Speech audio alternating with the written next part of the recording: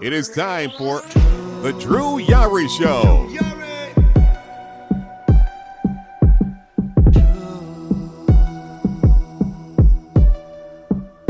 Drew Yari.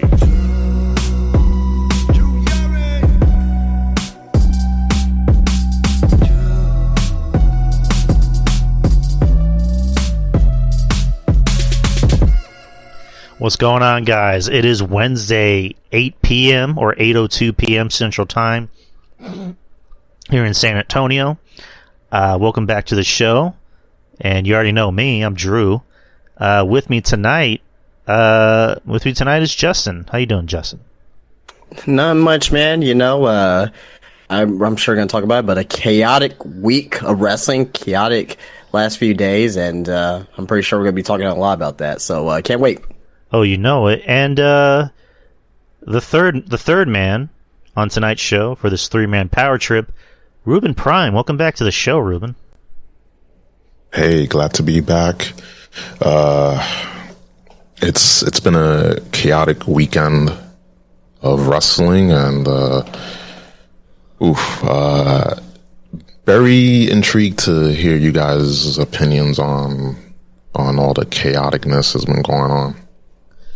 Right, because, you know, not just with AEW, we got WWE, there was Clash at the Castle that happened, there was Worlds Collide, a lot of which, I guess it's kind of fair to say, the shine got taken away from it, from what happened these past few days, unfortunately. So, we're probably not going to be able to review every single show tonight, because a lot of our focus is more than likely going to go into a specific topic with a very chaotic individual whose name is very polarizing, if you want to say.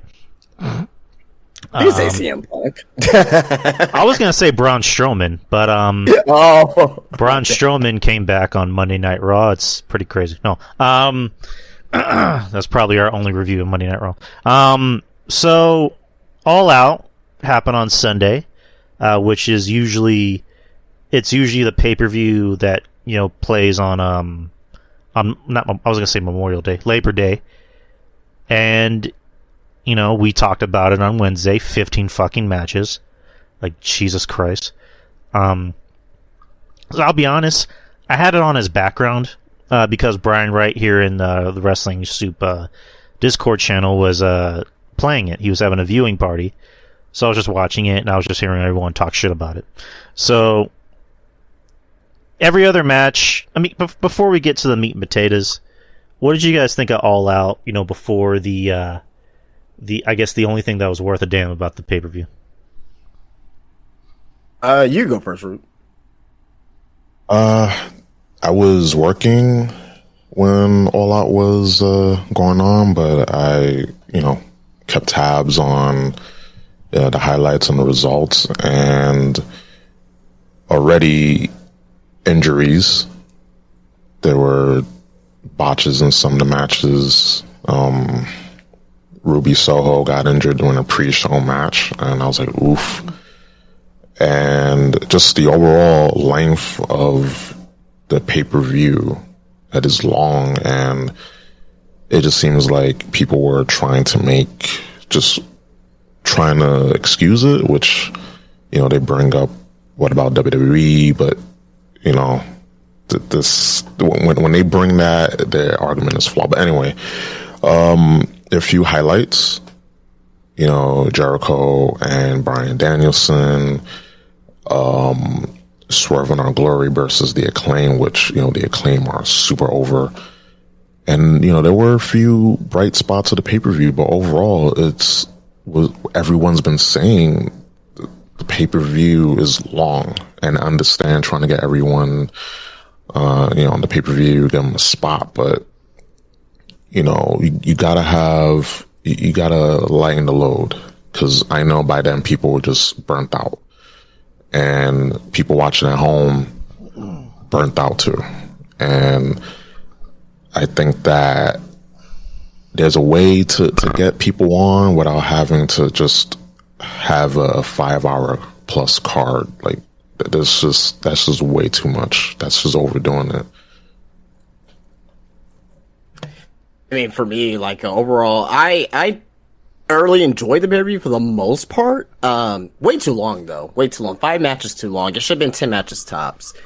The pay-per-view should have ended at the latest 10:30 Central, 11:30 Eastern. But I thought the actual show opened up hot, right? With the Casino Ladder match, had the intrigue with the Joker or whatnot. I thought the Trios Championship was a great Trios match with the Elite versus the Dark Order, right?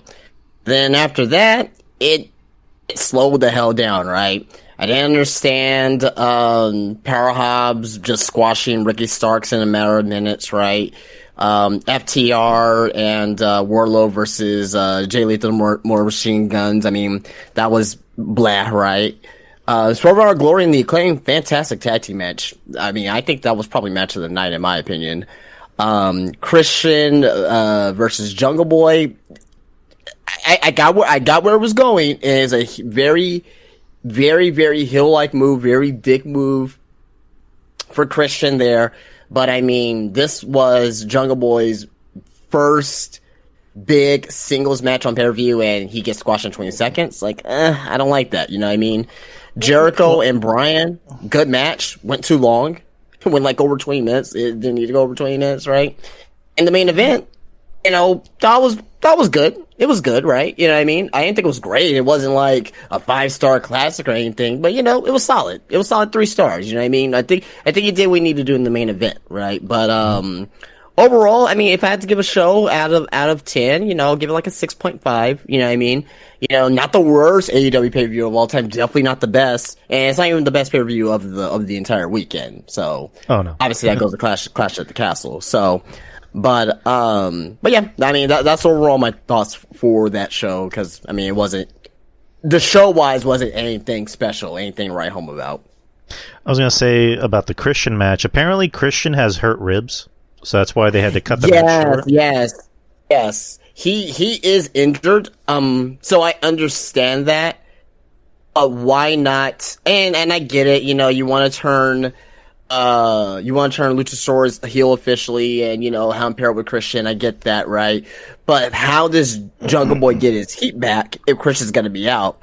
But I think it would have been better if they would have held on to Luchasaurus staying face for now, right? And just have Jungle Boy win, and they can do that heel turn later on. So this to me, just hurt Jungle Boy overall. Right. My thoughts on the show, again, I had it on as background. Like, I agree. I thought the Acclaimed and, you know, Swerve and Lee, I thought that was the best match of the night, but the crowd did not like the ending. You know, they really wanted the Acclaimed to win, and, you know, I think someone brought up in the press conference, you know, why not just call an audible? Like, if you can tell, you know, who's having the most heat in this match, who's getting the most cheers, who's the most over, you know, call an audible. Like, I never understood in wrestling, you know, like in football, you call an audible if you think the play isn't working. You know, in wrestling, they should really think about calling audibles. Like, you know, if you're looking at the crowd, you know, tell the referee, because I'm pretty sure, like, referees have those headsets in their ears. Why not just let them know, hey, let the guys know to change the ending? I don't know, that's just me. But I thought it was a good match. Everything else on the show, you know, just Wardlow is basically just he's lost so much steam since becoming the TNT champion, especially since his feud with MJF, and just, you know, you put him in a 6-man with FTR, and again, FTR, you know, they're the best tag team in the company, but it almost seems like it's an afterthought. And just everything else in the night, the main event. I was kind of bored, to be honest. Like, and I was hearing that the crowd, it was a Chicago crowd. The Chicago crowd seemed like they didn't care about Punk. Like, they were more pro Moxley. I'm not a Moxley guy. I'm not a Punk guy. So, yeah, the main event was kind of boring. I thought it was kind of funny how Punk was bleeding, but Moxley didn't. That was just kind of weird. Yeah, I found that hilarious.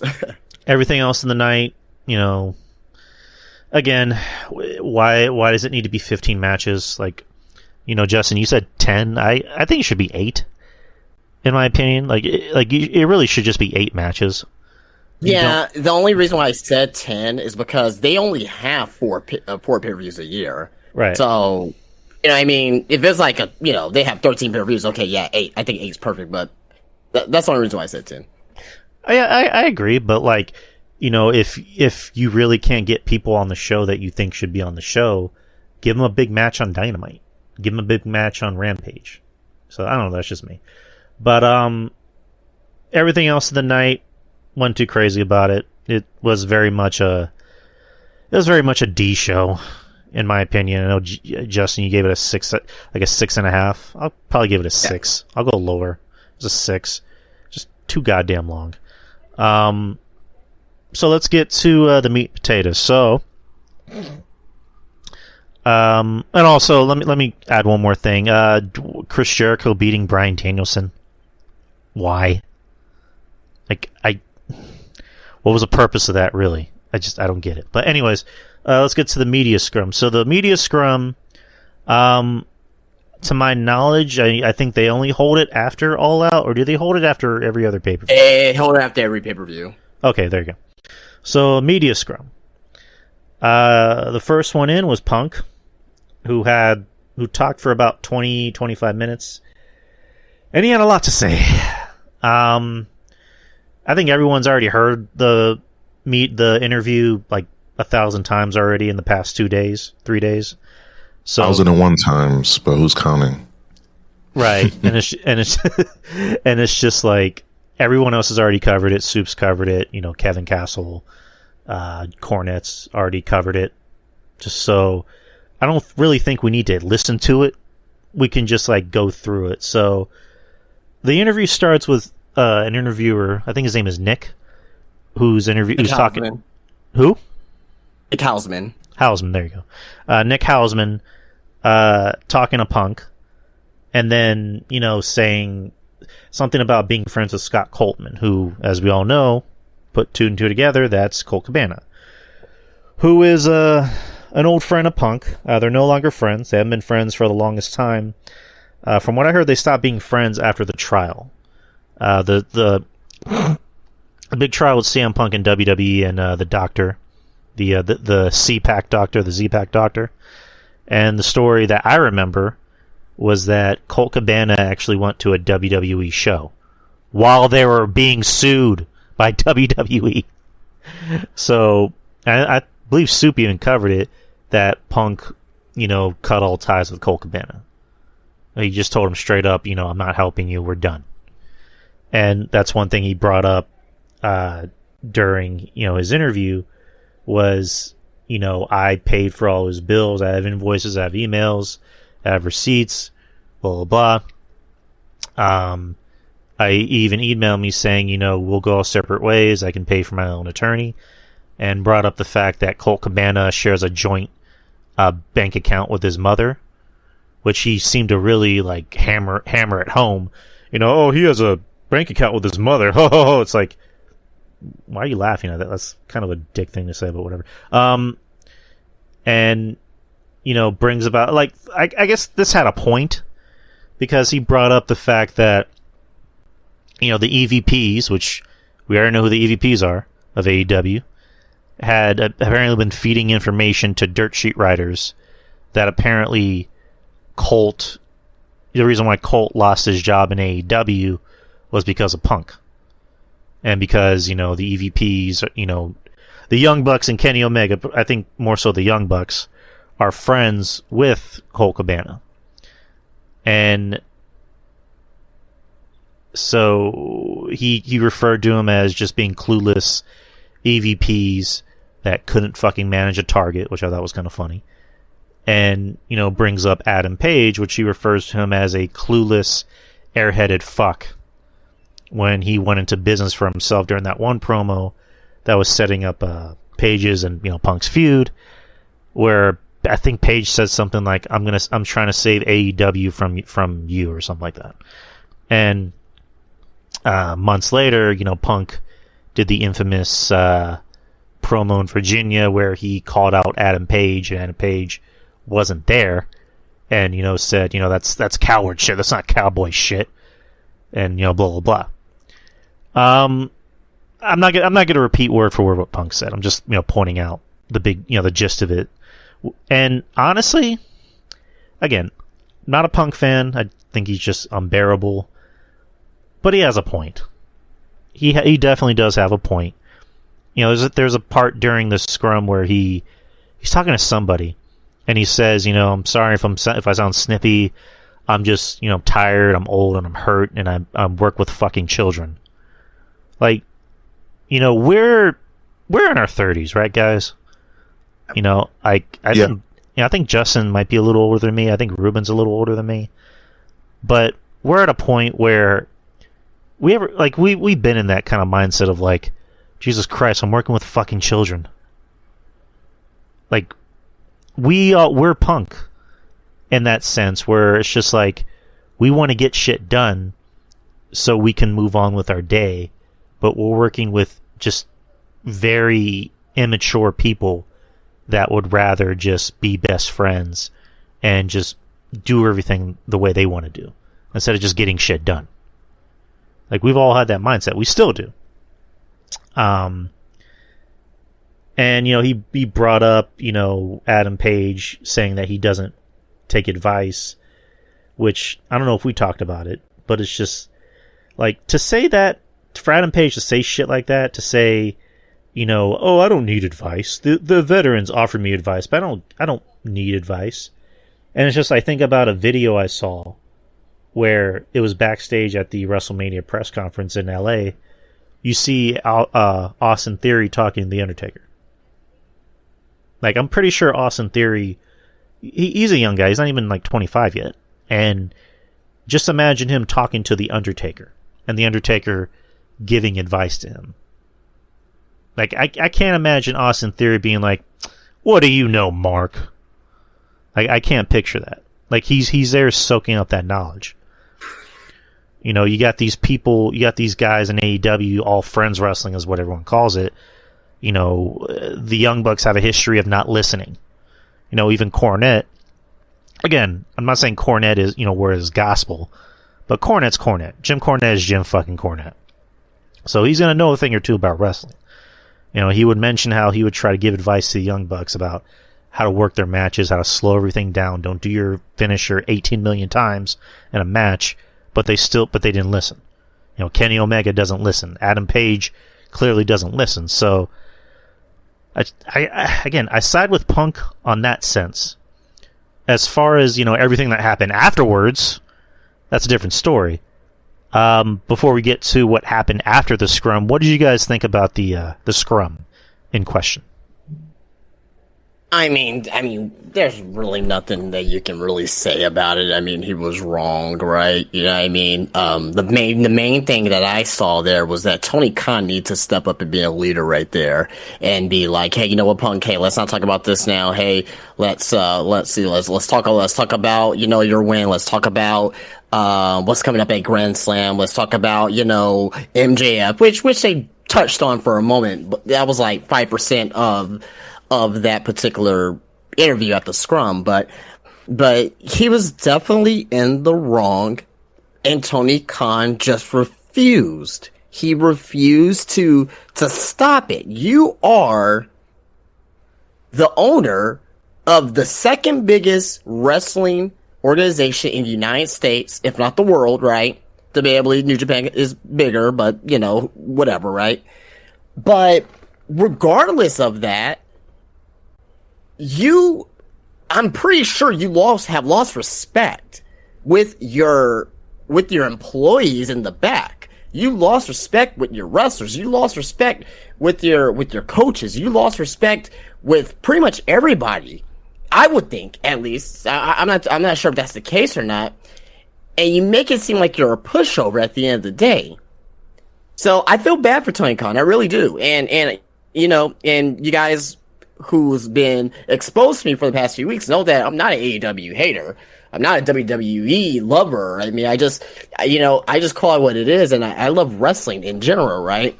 But looking at this as a whole, this could have been stopped, but obviously CM Punk is clearly in control of Tony Khan, right? Because as of right now, unless CM Punk gets fired, right? And I know we're going to talk about what's happening in a little bit as well, and I'll go more in depth once we get there on what happened after the scrum. But unless CM Punk is not fired, what he did on Saturday night with the combination of this scrum and what happened afterwards, I mean, to me, I don't think that will sit well with the boys in the back, because a lot of the boys and the gals in the back, they're pissed off, and they have, you know, massive heat on CM Punk right now, and there's a lot of people who are unhappy backstage at AEW. You know what I mean? Just think about the people that are there, that just want to go there, they want to do the work, they want to go home. Think about the Christians, think about the Bryan Danielsons, think about the William Regals, think about the Stings, right? Think about some of the younger talent, like the Jungle Boys and, you know, the Darby Allins, you know, no matter what you think of them, right? They're all innocent bystanders in this due to the selfishness of CM Punk not wanting to let go of the past, because if you guys watch the beginning of this scrum, right, and not the AEW feed, you'll have to go through, you know, another feed or whatnot, right, where the scrum actually began. He asked Nick Hausman, you know, a question. He asked him a question. Nick Hausman never asked CM Punk about Colt Cabana. CM Punk went in there with the agenda of, like, you know what? No, I'm gonna talk about this motherfucker tonight. I'm gonna air all this out tonight. Mm-hmm. So he went in there with the agenda. He definitely accomplished it at the end of the day. He went in there and addressed Nick Hausman, and Nick Hausman was like, "Well, you know what? I'm not friends with Sky. What's this guy? Sky Goldberg? What's his last name? Scott Coltman." Yes, I'm sorry. I'm thinking about his WWE name. Yeah, Scott Coltman, right? So he's like, yeah, I'm not friends with them anymore. I haven't talked to him some time. And Punk was like, okay, that makes two of us. Oh, but you know what? I'm still gonna talk shit about Colt Cabana. It's like, come on, man, 40 plus years old, and you're acting like this is, you know, sophomore year in high school, man. Like, come on, man, grow up, man. Like, you have to be professional, and you're not being a professional. It's called professional wrestling, not just wrestling, okay? And the professional part is how you carry yourself, not only inside the ring, but outside the ring. This is, right, this is the number one guy in AEW, right? Is the number one guy there, right? He's bigger than Jericho, he's bigger than Bryan Danielson, right? You know what I mean? Despite what we think about him, right? That's the facts. CM Punk coming in, AEW go up another level, right? But he didn't act like the number one guy. He didn't act like a top guy. He just acted like good old Phil Brooks being bitter again. Mm-hmm. So it's a very unfortunate situation. And I know we're going to talk a little bit more about the what happened afterwards, too, in a little bit here. But as far as the press conference itself, I blame CM Punk. I blame Tony Khan, right? Equally, right? And it's just sad that it had to come down to this. And, you know, to me, you know, what happened on Sunday night is this generation's Montreal Screwjob. This is going to be talked about forever. Mm-hmm. One of the most chaotic nights ever in professional wrestling history. This thing went in, like, I was on my phone literally until like 3-4 a.m. in the morning, like getting updates and like kind of seeing what the hell was going on, because I couldn't sleep. I had to get more information about this. So, you know, it's an unfortunate situation between these two, but at the end of the day, like, I blame Tony Khan, I blame CM Punk equally, you know, and I'm very curious to see on what's the aftermath for CM Punk. Ruben? Yes. The whole media scrum, well, the CM Punk portion, it was not a good look for CM Punk and as well as Tony Khan. It just shows that he's just a owner. He's not a leader. And I do feel sorry for Tony Khan, but at the end of the day, when you have your top guy with the world championship just going off, even just bringing up Scott Colton, Colt Cabana, and not even, he wasn't asked. Like he just went in and just brought it up, asked the reporter, the question. And if I was in that position, immediately cut his mic off, told him, listen, we need to just talk about the main event. We need to talk about Grand Slam, MJF, not whatever it is you're talking about right now. That shouldn't be talked about at the moment. And it just shows that Tony Khan wasn't a leader at that time. He felt as a leader. And even at one point, Tony Khan got shushed by Punk. And I was like, whoa, like, does CM Punk has Tony Khan's balls in his bag or something? Because it just seems like CM Punk was the CEO, owner, founder of AEW at the time, just based on, how that went down.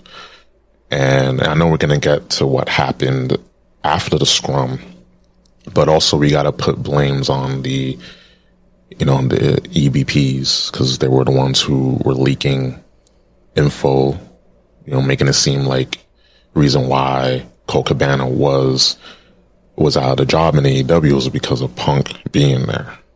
So I do get Punk's point, but he was wrong for that. Tony Khan was wrong for that, and the Young Bucks, most of the Young Bucks were, they were wrong in that. And it just goes back to the fact that these people should not be in EBP positions.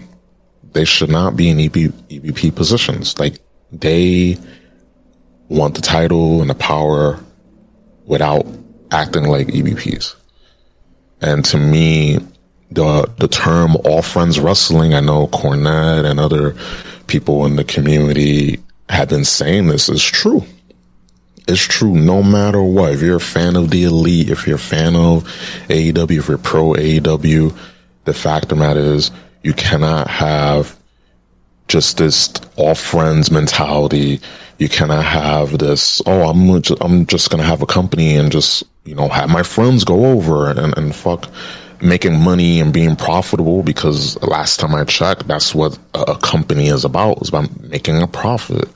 And when you put egos and, put your friends and your clique ahead of everything, it just shows that they're not fit to run a wrestling business. They should just be wrestlers and nothing else. EBPs, yeah. And lastly, just everyone was talking about the aftermath of the scrum. They weren't talking about All Out.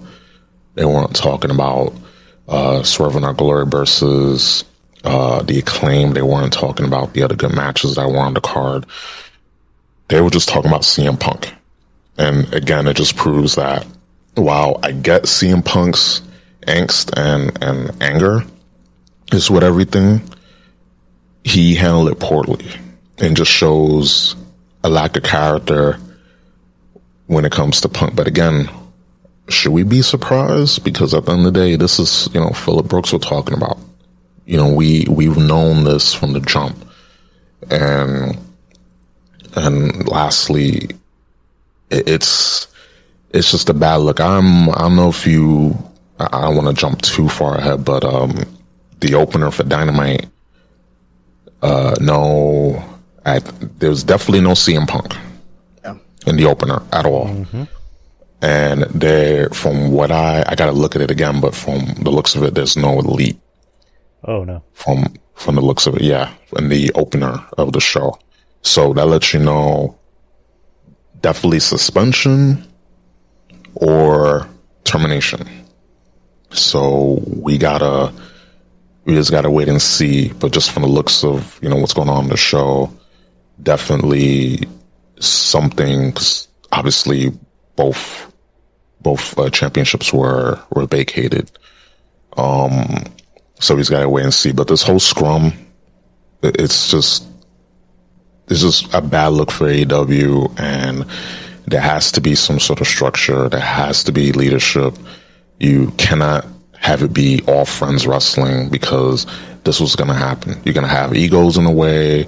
You're going to have this whole civil warfare, this whole civil war. There was a meme of that, AEW civil war, united we stand, divided we fall, and it's true. And that's why you cannot have, it's like with family. You have a business and you have it family run, and you let family in the way, you let emotions get in the way, and the company will fall apart. And this is what's going on. You have wrestlers with no type of business acumen running a wrestling company. And look what is going on. And you have Tony Khan, who, well, again, feel sorry for, but he needs to, get it in gear, because these wrestlers should not be running the asylum. He should be in charge of everything. And if he can't handle that, he needs to get someone that can. But, that's my take on everything so far. It's you had that last point, I know Kevin Castle had brought it up that, Tony needs somebody that's going to rein these guys in. And, Too Sweet Me Bro, friend of the show, I mentioned why not William Regal, and it's just like, well, for one, William Regal wants to get the fuck out of there. Like, he already wants out. He has Hunter's, number on speed dial, like, get me the fuck out of here. And he's gonna be, Triple H's right hand man when he gets back. Like, don't be mistaken. Yep. Another thing is, like, William is just not that guy. I can't picture him as being that guy that's going to keep people in line. Like, to me, and I brought this up to Kevin and Too Sweet Me Bro, is that William Regal's too much like he's the good cop. Like, he wants to be the good cop. AEW needs a bad cop. Like, they need the guy that's gonna not motherfuck everyone, but, like, they need the guy who's not going to be afraid to piss people off. Not even the top stars. Yep. They need someone to say, get your shit together. Shut the fuck up and do your job. Or get the fuck out of here. They need a guy like that. Tony Khan, I believe, is a nice person. Like, I think he's a nice guy. I think he's a sweetheart. I don't think he has a bad bone in his body. It's just, he's way too nice to run a wrestling company. Yep. Like, he can't run this company. And pretty soon, I wouldn't be surprised if when they sell, he's not in charge anymore. Or it becomes like a Jeff Jarrett thing where he is kind of in charge, but not really. He's just a figurehead. And then somebody else ends up taking the reins as being the owner of the company. And as for Tony, it's just like, I'm watching that whole interview, because I've watched it, countless times to kind of dissect it. And Punk is basically just like treating him like a bitch. Like, anytime Tony would want to talk, like, Punk might as well have just been saying, "Shut the fuck up, beta." like Tony was the beta in this whole interview. Like with Rhea Ripley and Dom, where Dom is being submissive and Rhea is the alpha female. That's basically the storyline in real life. Punk. Pretty much. Punk is, the alpha, and Tony is being submissive to Punk. Because I think Tony is afraid of Punk. Which, again, that were Vince McMahon, that were Triple H, fucking Stephanie McMahon. They would have cut his mic. And the reason why Punk thinks he's able to get away with this is, one, Punk doesn't give a fuck. Like, he's one of the few people that will speak his mind and does not give a fuck. Like, he's not going to be Bryan Danielson, where Bryan Danielson is a nice guy and he's not going to try and ruffle feathers. Whereas Punk is like, fuck these people. Like, fuck Paige, fuck the Bucks. Like, just fuck everybody that just has a problem with me.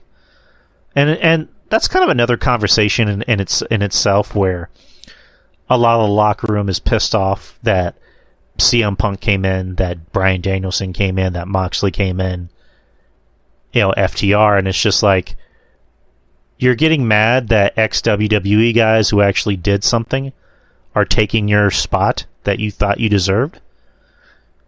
It's like Adam Page, what has he done? And he's getting mad that CM Punk, former multi-time world champion, drew money in the company, sold merchandise, was over as fuck. Bryan Danielson, who main evented 2 WrestleManias. And then he got Moxley, former world champion, main evented pay-per-views. And you're getting mad that these guys are getting a spot over you? Like, really? Like, come on. But, with Punk, and I guess we'll segue into what happened after the scrum. So after the scrum, Punk, headed back to his locker room with Ace Steel's wife, who was watching his dog Larry, and I believe Ace Steel was like outside of the locker room. And the EVPs, Omega and the Bucks, stormed into Punk's locker room, and shit went down.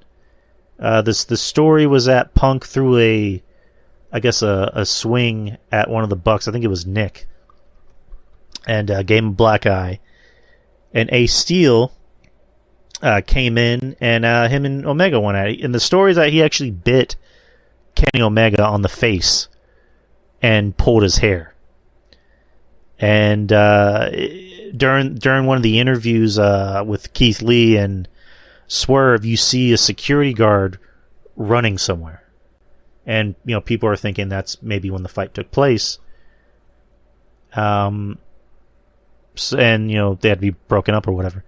So, story coming out today, which, we already saw on Dynamite, which is that Kenny Omega, the Young Bucks, CM Punk, Ace Steel have all been suspended.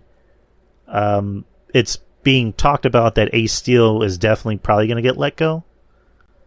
And Punk, it's kind of up in the air, is that he'll either be suspended or fired, which I don't think Punk will care either way, because he came back to wrestling because he wanted to, because it was money. And now he's at a point where it's just like, I don't want to be around these kids that don't want to listen and don't want to, take advice on how to have a good match. So, keep me or don't. Fuck this place. Like, I can imagine that's CM Punk's mentality of like, you want to fire me? Fire me. If you want to keep me, great. Just, we got to keep these kids in line.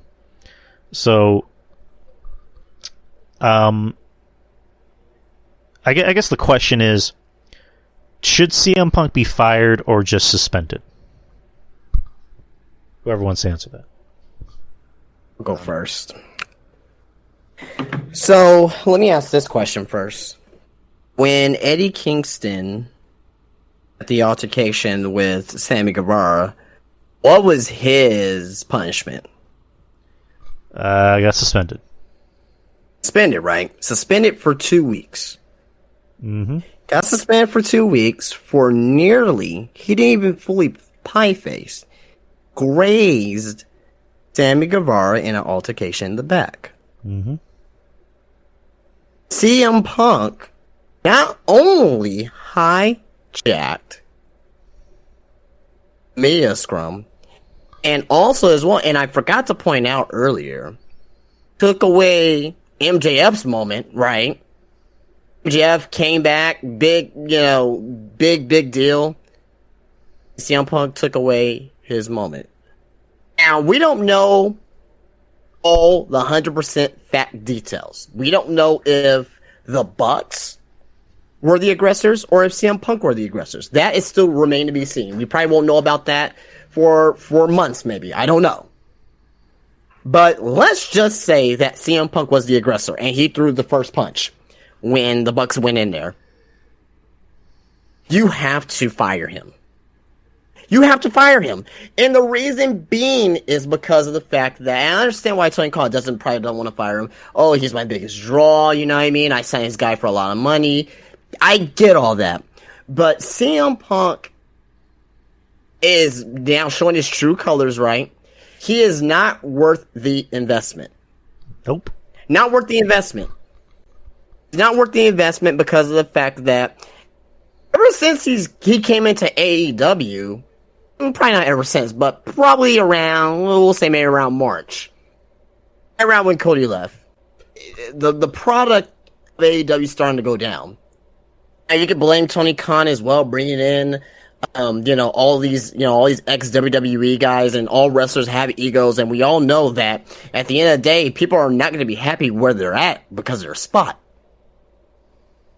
But to me, you got to make an example. You got to make an example of this situation for this here. Now, maybe not fire, but definitely suspend him for a very long time. And to hear that CM Punk has either a torn tricep or a torn pec, he's going to be out regardless. He's going to be out regardless, whether if he's going to be suspended or let go. He's going to be out regardless because of that injury. Okay. Ace Steel's gone. I think we can all comfortably say that Ace Steel's gone. You don't act like he's a coach, right? He's back there, a producer, coach, whatever you want to call him, right? Mm-hmm. You cannot act like that. Imagine if your supervisor, butts into your, into your work area, right? Makes conversation with you and ends up buying you, right? Well, what happened to that supervisor? He'll get fired. He'll get fired, right? Yeah. He'll get fired, right? Now we can talk about the Bucks too, because CM Punk, he may have been defending himself, but the Bucks, Kenny Omega, your EVPs, your leadership, your senior leadership. Make another example. Imagine if you work for Amazon, right? You send an email to Jeff Bezos and, you call out Jeff Bezos and, hey, you're a no-life piece of shit, whatever, right? I hate your company, right? And you just imagine Jeff Bezos just coming, to your distribution center or wherever you work at for Amazon, right? And he kicks down the door, right? And picks a fight with you. What the hell happened with Jeff Bezos? Right? I'm pretty sure the board would get together and be like, hey, you know what? You're the fucking owner. You're the CEO of this shit. Like, you're the richest man in the world, right? You can't do this. We gotta let you go. It's the same thing. They need to act like leaders, which is the EVPs, but also CM Punk, he needs to be the locker room leader, and he needs to act bigger than that. So this whole situation is totally out of control. Now, back to the point, to your original question, what's happening with CM Punk? I think that Tony Khan, realistically, I'm talking about realistically, should suspend him without pay for indefinitely, right? But I think that CM Punk will get frustrated and want out of his contract and will end up leaving. I don't think Tony Khan's going to end up firing CM Punk. But I do think CM Punk may be out of the company because he's like, oh, you're taking their side. He's going to see it this way. Yeah, you're taking their side and you're not taking my side. I'm the biggest draw that you have and, blah, blah, blah, blah, blah, blah, blah, blah, blah. And he's going to end up leaving anyway. You cannot put this guy back on TV in front of a crowd, of any crowd, right? Because it's going to be hijacked by shows. They're definitely never going to work together, the Elite, and, Hangman Adam Page. I don't ever see them work with CM Punk again.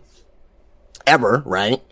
If CM Punk is not out of the company, as I mentioned earlier, you're going to make, arrest in the locker room, right? Because there's a lot of people who do not want CM Punk there. There are reports that CM Punk has a lot of heat, and I trust these reports because they are credible sources. I trust these reports. But at the end of the day, it's wrong on both sides. Now, I'm not picking sides. The EVPs were wrong. You do not butt in. You do not do that. You're not going there for a fight. Even though CM Punk basically challenge him to a fight. You know what I mean? And when CM Punk's in, you cannot, I repeat, you cannot act that way if you're supposedly to be the top guy. If you're the top guy and you're the world champion, you can't. This is not 1997. This is not Bret Hart and Shawn Michaels, fighting each other in the locker room, and Bret Hart, taking a clump out of Shawn Michaels' hair, and all that, right? This is 2022. We evolved as a society. The wrestling business has evolved, right? And CM Punk is still thinking that it's 2005, 2006, 2007. You can't act like that anymore. You can't do that no more. So this whole thing is a big shit show.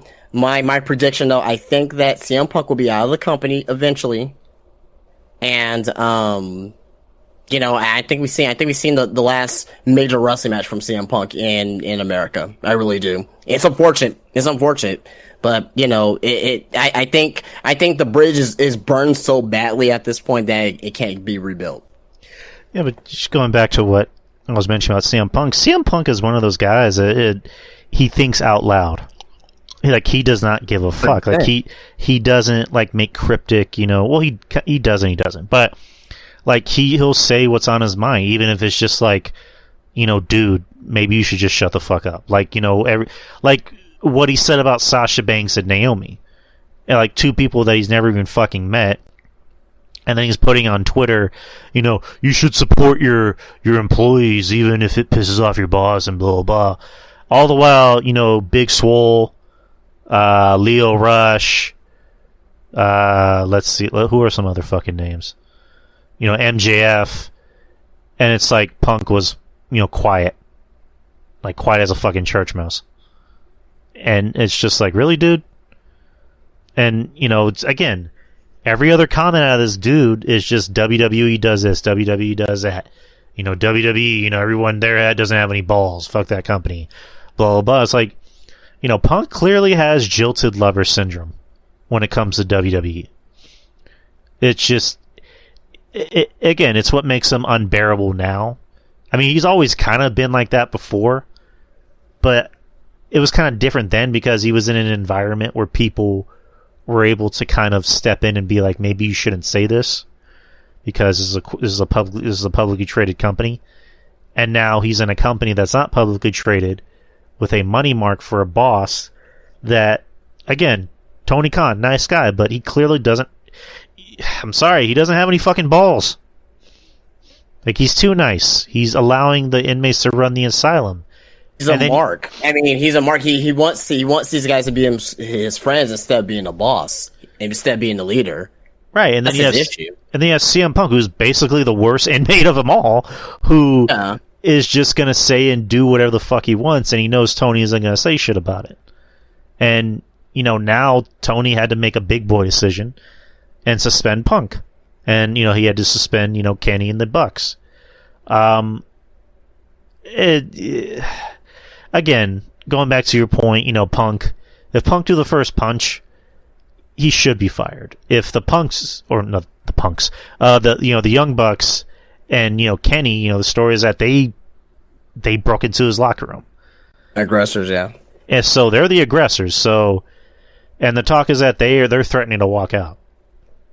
Which, if Punk's not fired, so let's say Punk's not okay. So let's say Punk ends up staying with the company. What happens with the Elite? Because I don't foresee them. I can't say I don't foresee them not staying. But they'll be tempted to walk out if Punk remains. I mean, that makes sense. I don't know, Ruben, what do you make of all this? Boy, the reports were saying that it was the Young Bucks doing a real life super kick party and broke the door down, and then it seems like one of the Bucks swung, missed, and then Punk hit one of the Jackson Brothers, gave him a black eye, whatever, and then Ace still threw It's a chair. like- and I, Jackson- I'm just chuckling at the thought of when the Young Bucks trying to throw a punch. I mean, I laughed at it too. That's like some of the best comedy I've heard, because these kids, listen, for all the crap that we give CM Punk about being in MMA and losing, at least he's trained. He has some training. Some training is better than no training, and the Young Bucks have no training. They just die slap and do a bunch of, topes and super kicks. Anyway, so it seems like the party in question that were the aggressors, they should get the most, punishment, consequence. And to me, you barge into someone's door after they don't want to talk, even though CM Punk did say, hey, you have a problem with me, come at me, bro. And then he proceed to not do that. But all this is just insane. But the fact that you have the Bucks trying to swing at Punk and CM Punk defending himself at that moment, I don't fault him for defending himself if it turns out to be true. And then you have Kenny Omega getting bit by Ace Steel, which it sounds like The Walking Dead going on over here. And to me it just seems like Ace Steel gone. Like, he was gone as soon as he thought about biting Kenny Omega and pulling his hair or whatever. Like, immediately get him out. He's done. Wrap him up in tinfoil. He's done. He's out of here. As far as the Bucks, since they were the ones who were the aggressors and kicked the door in to Punk's locker room, they should get suspended and just have to deal with, just eat shit and like the taste of it until they're in the good graces of the locker room. And then with Punk is, either you suspend him without pay or you fire him. But since he's injured, it's kind of like pointless if you suspend him because he's going to be out injured. I think he should be fired. Like, I don't know, like, it's just weird, because at first I was like, yeah, he should definitely get fired. But now I'm like, if he gets fired, I'm not surprised. But he does bring money to AEW, like, he's a money draw. What Punk said to Moxley, hey, you're the heart and soul, I'm the dollars and cents. And he's kind of right there, because Punk has been bringing in, merch sales. He's been bringing in the eyeballs to the TV and all that, pay-per-view buy rates. So yeah, he's the money draw, definitely. But at the end of the day, to save your company and have some order and structure, you gotta do what's right. Sometimes doing the right thing is the hardest thing. And if you don't show dominance, then that shows that, yeah, like, you're just a doormat. You're just a doormat. You're letting the inmates run the asylum, and it's not a good look. And lastly, the whole thing with Punk talking about, standing up, just supporting your employees, even if your boss is mad at you, like, that aged well. And when I mean well, aged like milk, like sour milk. To me, when in his own company, he's seen that exact same thing go on, he's not vocal. And maybe because it's just nobodies, and minus MJF, but nobodies. This is Sasha Banks and Naomi, who are names, especially Sasha Banks. So that's why he had to say what he had to say. But it's just hypocritical. You know, what you was gonna say, Sandro? I was gonna say, like, do you think it's maybe for Punk's perspective, it's more just like fuck WWE? That's why I'm doing it. Like, and not, you know, with the exception of, like, you know, Big Swole and Leo Rush, it's just like, and then MJF, it's like, regardless, if you're gonna say that, like, fucking practice what you preach. Like, don't just do it because, you know, fuck my ex-girlfriend, you know, syndrome, you know, the jilted lover syndrome, like I mentioned.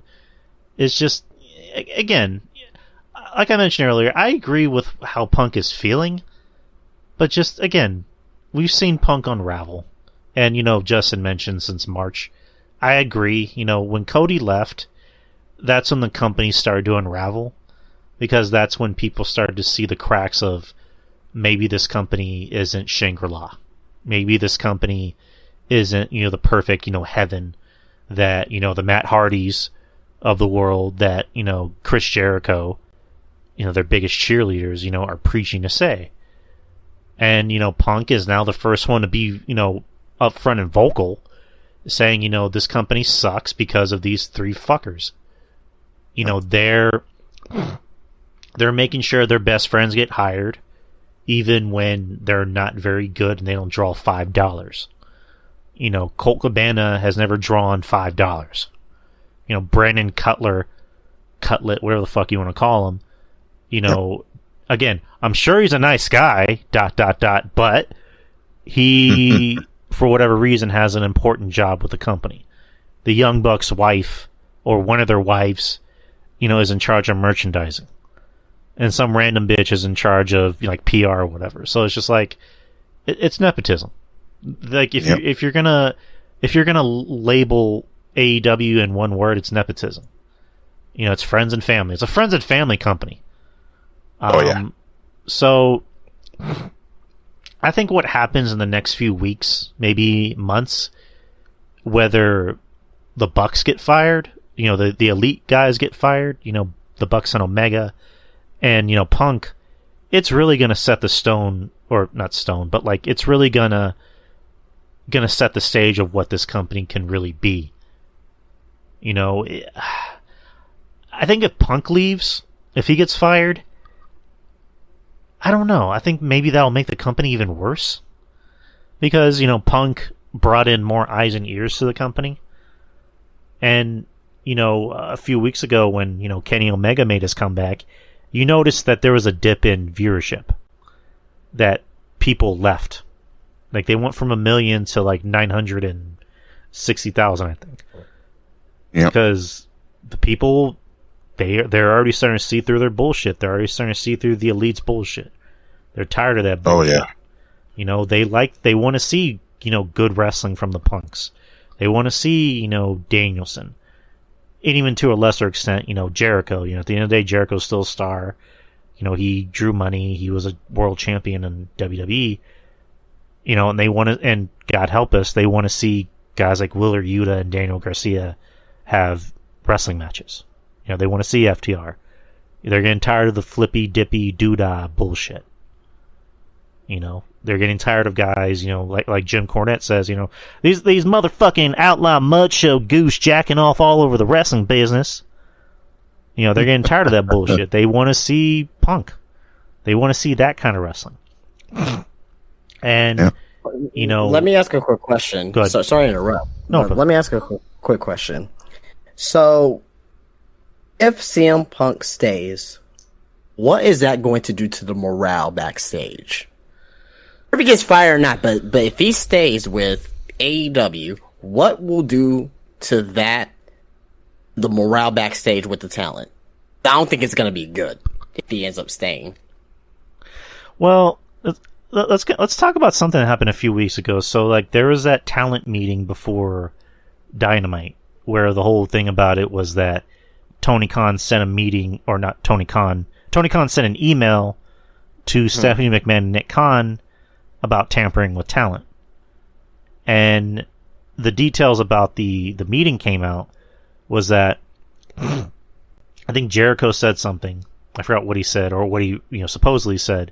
The Bucks, you know, said, you know, hey, if you want to talk to us, our door's always open. Tony Khan said the same thing. Kenny Omega supposedly told everybody, if it were up to me, I wouldn't have hired 8 out of 10 of you guys. Which, Ruben, imagine you're one of those guys in that meeting. You're one of the wrestlers in the meeting. Yep. And Kenny Omega says to you, if it were up to me, I wouldn't have hired you. Like, what would be your reaction? Well, I call him a fucking piece of shit. Exactly. Just because, how dare you just insult me? Now, hold on. Just how dare you insult me and, your other colleagues? Like, you're an EVP. You're supposed to set an example and bring morale and encouragement. And instead, what he's doing is just basically calling us just waste of space. And that is why, for people who are fans of, and I used to be a fan of, WoW, of Omega and the Young Bucks, a bit, when they were in New Japan. But all that changed when I saw how these fools, and I call them fools because no way in hell these people can ever run a wrestling company. There's no way in hell. And there's just no way in hell that these people are just legitimate. And it's just a slap in the face that they just said that. And there's no wonder why the locker room's in turmoil. Like, these people, I know they have fans, I know they have supporters, but they don't have that wrestler mentality, that leadership mentality.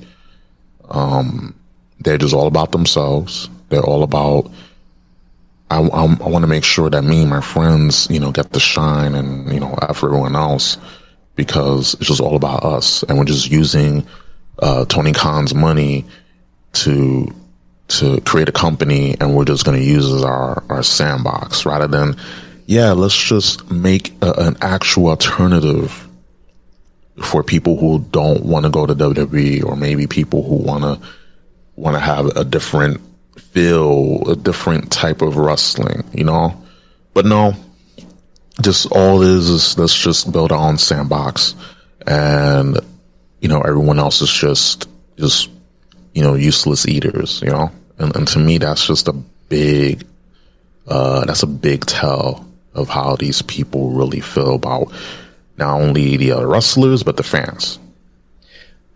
And just kind of going back to Justin's point, mixing in with the Kenny thing, is that I think regardless of what happens, I think morale is still going to be the same, because you heard Bryan Danielson talk about in an interview before where he mentioned that he gets annoyed with a lot of the younger generation, that he walks in, they're just on their phones, looking at TikTok, on Snapchat. And you hear it from Danielson, you hear it from a lot of the other older generation. You hear it from Arn Anderson, William Regal, guys like that. And just whether Punk gets fired, whether Omega and the Young Bucks get fired, I think morale is just low in general, especially after that meeting. Because to have a guy like Omega, who says to you, if it were up to me, I wouldn't have hired you. It's like, what the fuck is your problem? Like, if I'm somebody in that meeting, I'm like, what the fuck is your problem, dude? Like, who the fuck do you think you are telling me, you wouldn't have hired me if it was up to you? If it was... Okay. If this was Tony Khan that said that, it still would have...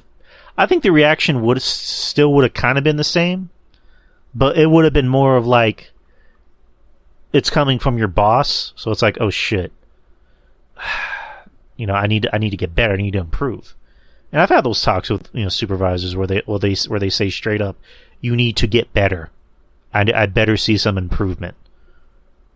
And I work on it. If it's like a fucking random ass employee that's like, and I've had those employees that'll say straight up like, oh, it's like, you're not that good. Oh, so and so is better. I don't know why they hired you. I'm like, fuck you. You don't pay my fucking bills. Fuck you. And that's kind of how I feel about the EVPs. It's just like, you know, Kenny. It's like, Kenny, you don't fucking sign our paychecks. So who the fuck do you think you are? You know what I mean? I'm pretty sure, and Vince McMahon has said this in countless interviews about certain guys like Austin. He said the first time he saw Austin, you know, I didn't think much of him. You know, he said the first time he saw John Cena, I didn't think much of him. I was actually going to let him go. But then he, you know, improved himself and got better. So, you know, going back to the locker room morale, it's just like the AEW locker room, you know, that's the difference you see between their locker room and WWE's. It's just like, I don't want to sound like I'm being a WWE, you know, ass kisser, but it's just like, they make sure to hire the right people. Like, sometimes. But, like, especially now that you got the new regime, is that Triple H is going to be that guy who says, if you ever need to talk to me, my door is always open. Like, it's not going to be like a Vince McMahon thing of like, you know, hey, come talk to me if you have a problem, but, you know, make an appointment. You know, doing something like that. Whereas Triple H genuinely wants to help the company get better. And, you know, fucking Scarlett Bordeaux said, you know, he's the best boss I've ever worked for. Because he generally wants the company to get better. And he also strikes me as someone who's not a pushover. Like, he's not afraid to be the bad cop. Like what I said earlier. Triple H is not a pushover. He's not afraid to be the bad cop and tell people straight up, listen, you either want to be here or you don't. You need to change your attitude or we will make that decision for you. So, again, it's just, I don't know what's going to happen, but I think either way, it's going to set the stage on what Tony thinks is best for the company. And either way, locker room morale is still going to be low, regardless of what happens. Oh, yeah. The one thing I'll say that I think both of you guys brought up that Cody Rhodes, when he left, this is when the downtrend, if you want to call it a decline, started with AEW. You saw the show quality just decline little by little. It wasn't the same. And to me, Cody knew what's up because he was one of the EVPs. So he knew what was going down. And he was like, well, we don't see eye to eye. So, you know, I just gotta go. And people thought it was part of, you know, it was a work. Oh, it's just part of the program. Blah, blah, blah, blah. I'm like, no. When you have someone like Cody leave, he was one of the pillars of, you know, AEW. He leaves to go back to WWE. That should say something. And of course, people couldn't read between the lines because there was so much brand loyalty. They're like, oh, how can he? Cody, he's a traitor. He's a defector. How can, it's like, dude, like these people sound like they were hurt. Like their girlfriend broke up with them. Like that's how could you, Cody? How could you? Yeah. There's a lot of people who are in denial too. I won't say their names here, but they were like, this is a work, and they were so in denial. And once Cody came over, like, oh, he'll just be Stardust in 2 weeks. It's like, oh man, you can't win. No. He I'm sorry. Go ahead. I'm sorry. I was just gonna say, like, can you imagine Cody right now, just seeing all that and just going, "Whoo, I dodged that bullet." Yeah, and the thing is, he's injured. The funny thing is that he's out in it with an injury, but he's good because as soon as he comes back, he's gonna get, you know, the world title. He's gonna be the one to you know, dethrone, you know, Roman Reigns. 100%, yeah. And yeah, like he's already good. That's the thing. They have a plan. Like, say what you want about WWE and Triple H. They have a plan. Now that new administration's in charge, like, Cody is already, like, he's already set. He don't gotta worry.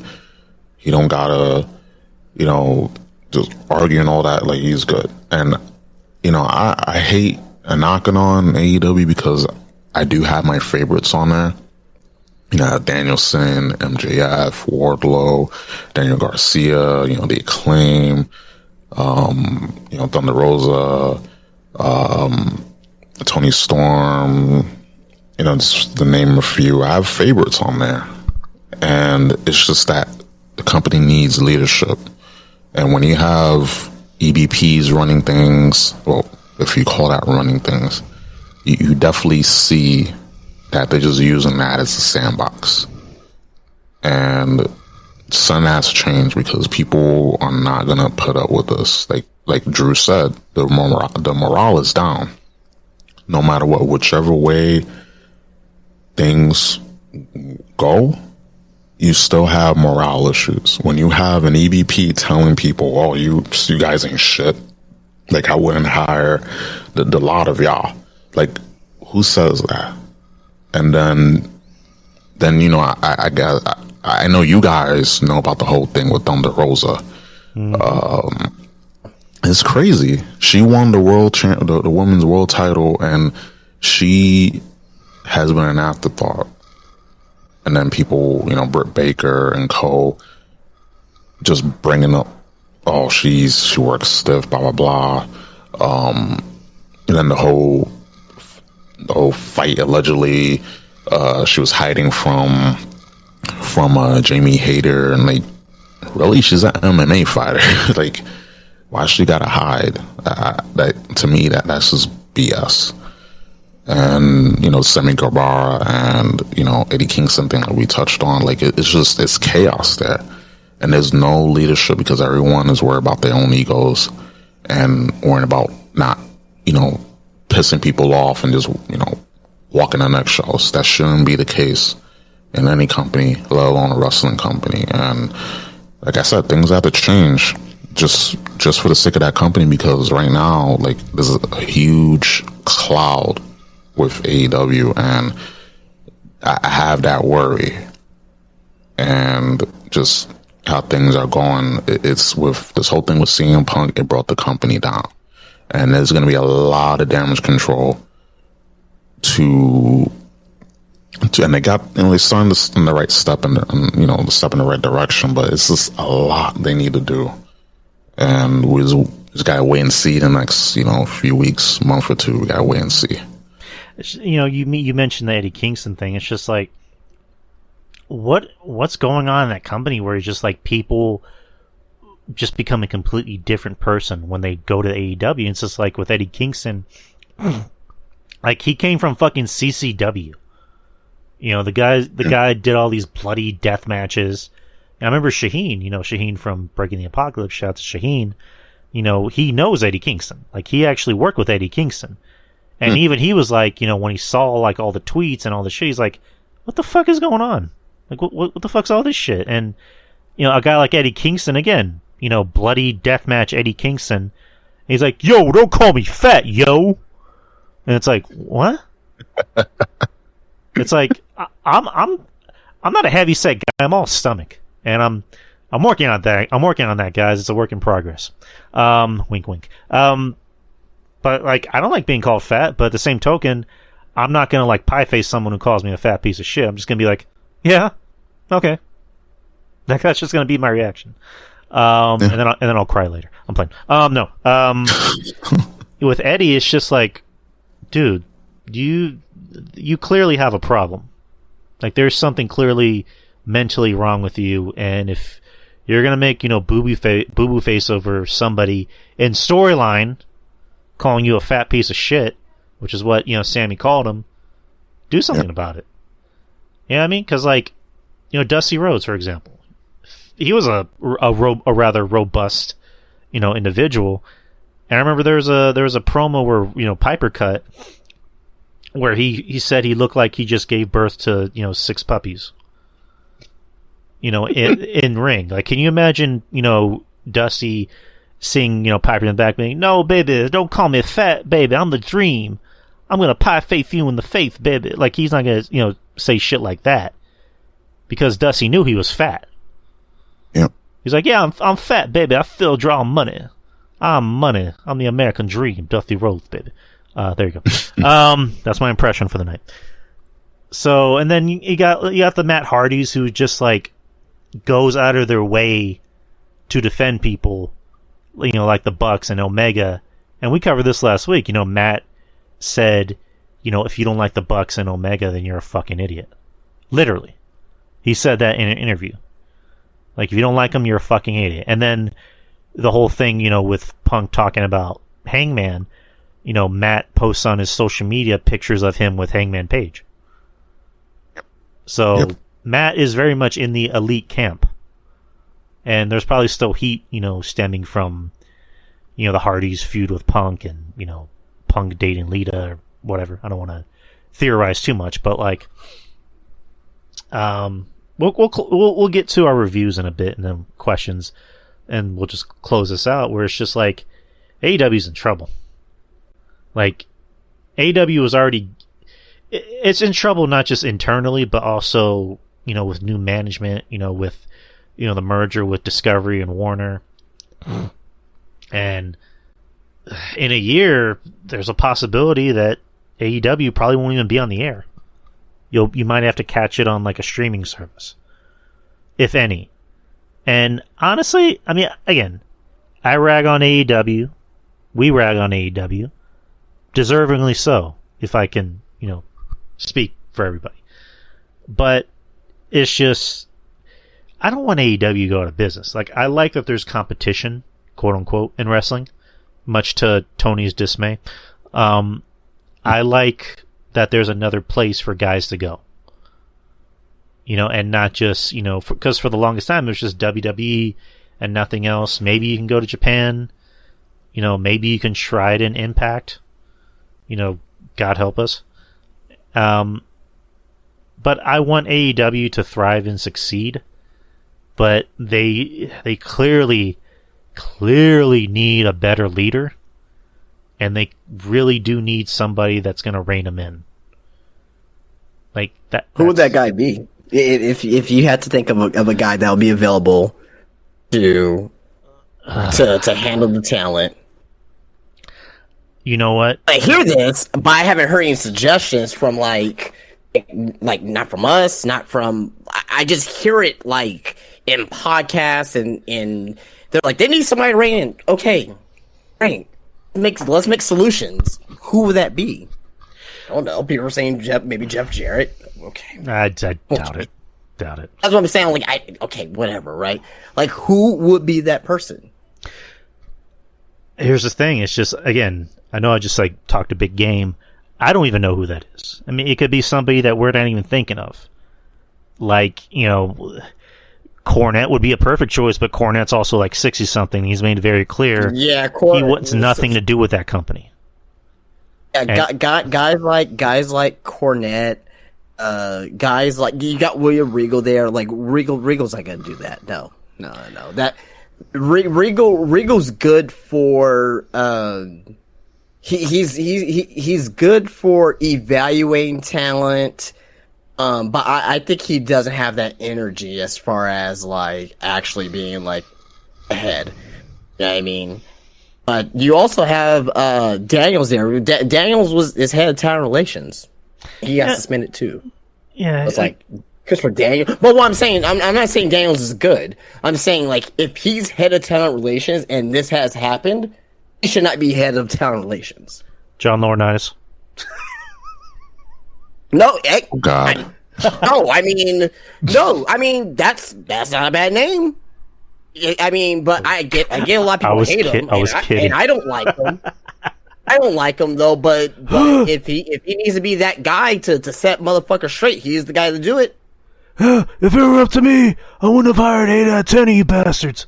I mean, so. Hey Tony, are you done with that paralegal? Oh shit! Oh good God! Yeah. Are you done with Britt? Cause I kind of want to go at her too. God, that hurts. That hurts trying to do that voice. Poor guy. Yeah. It's just, he's okay. He's all right. But just again, there's probably a name we're not even thinking of. So it remains to be seen. But we all of us here want AEW to stay in business.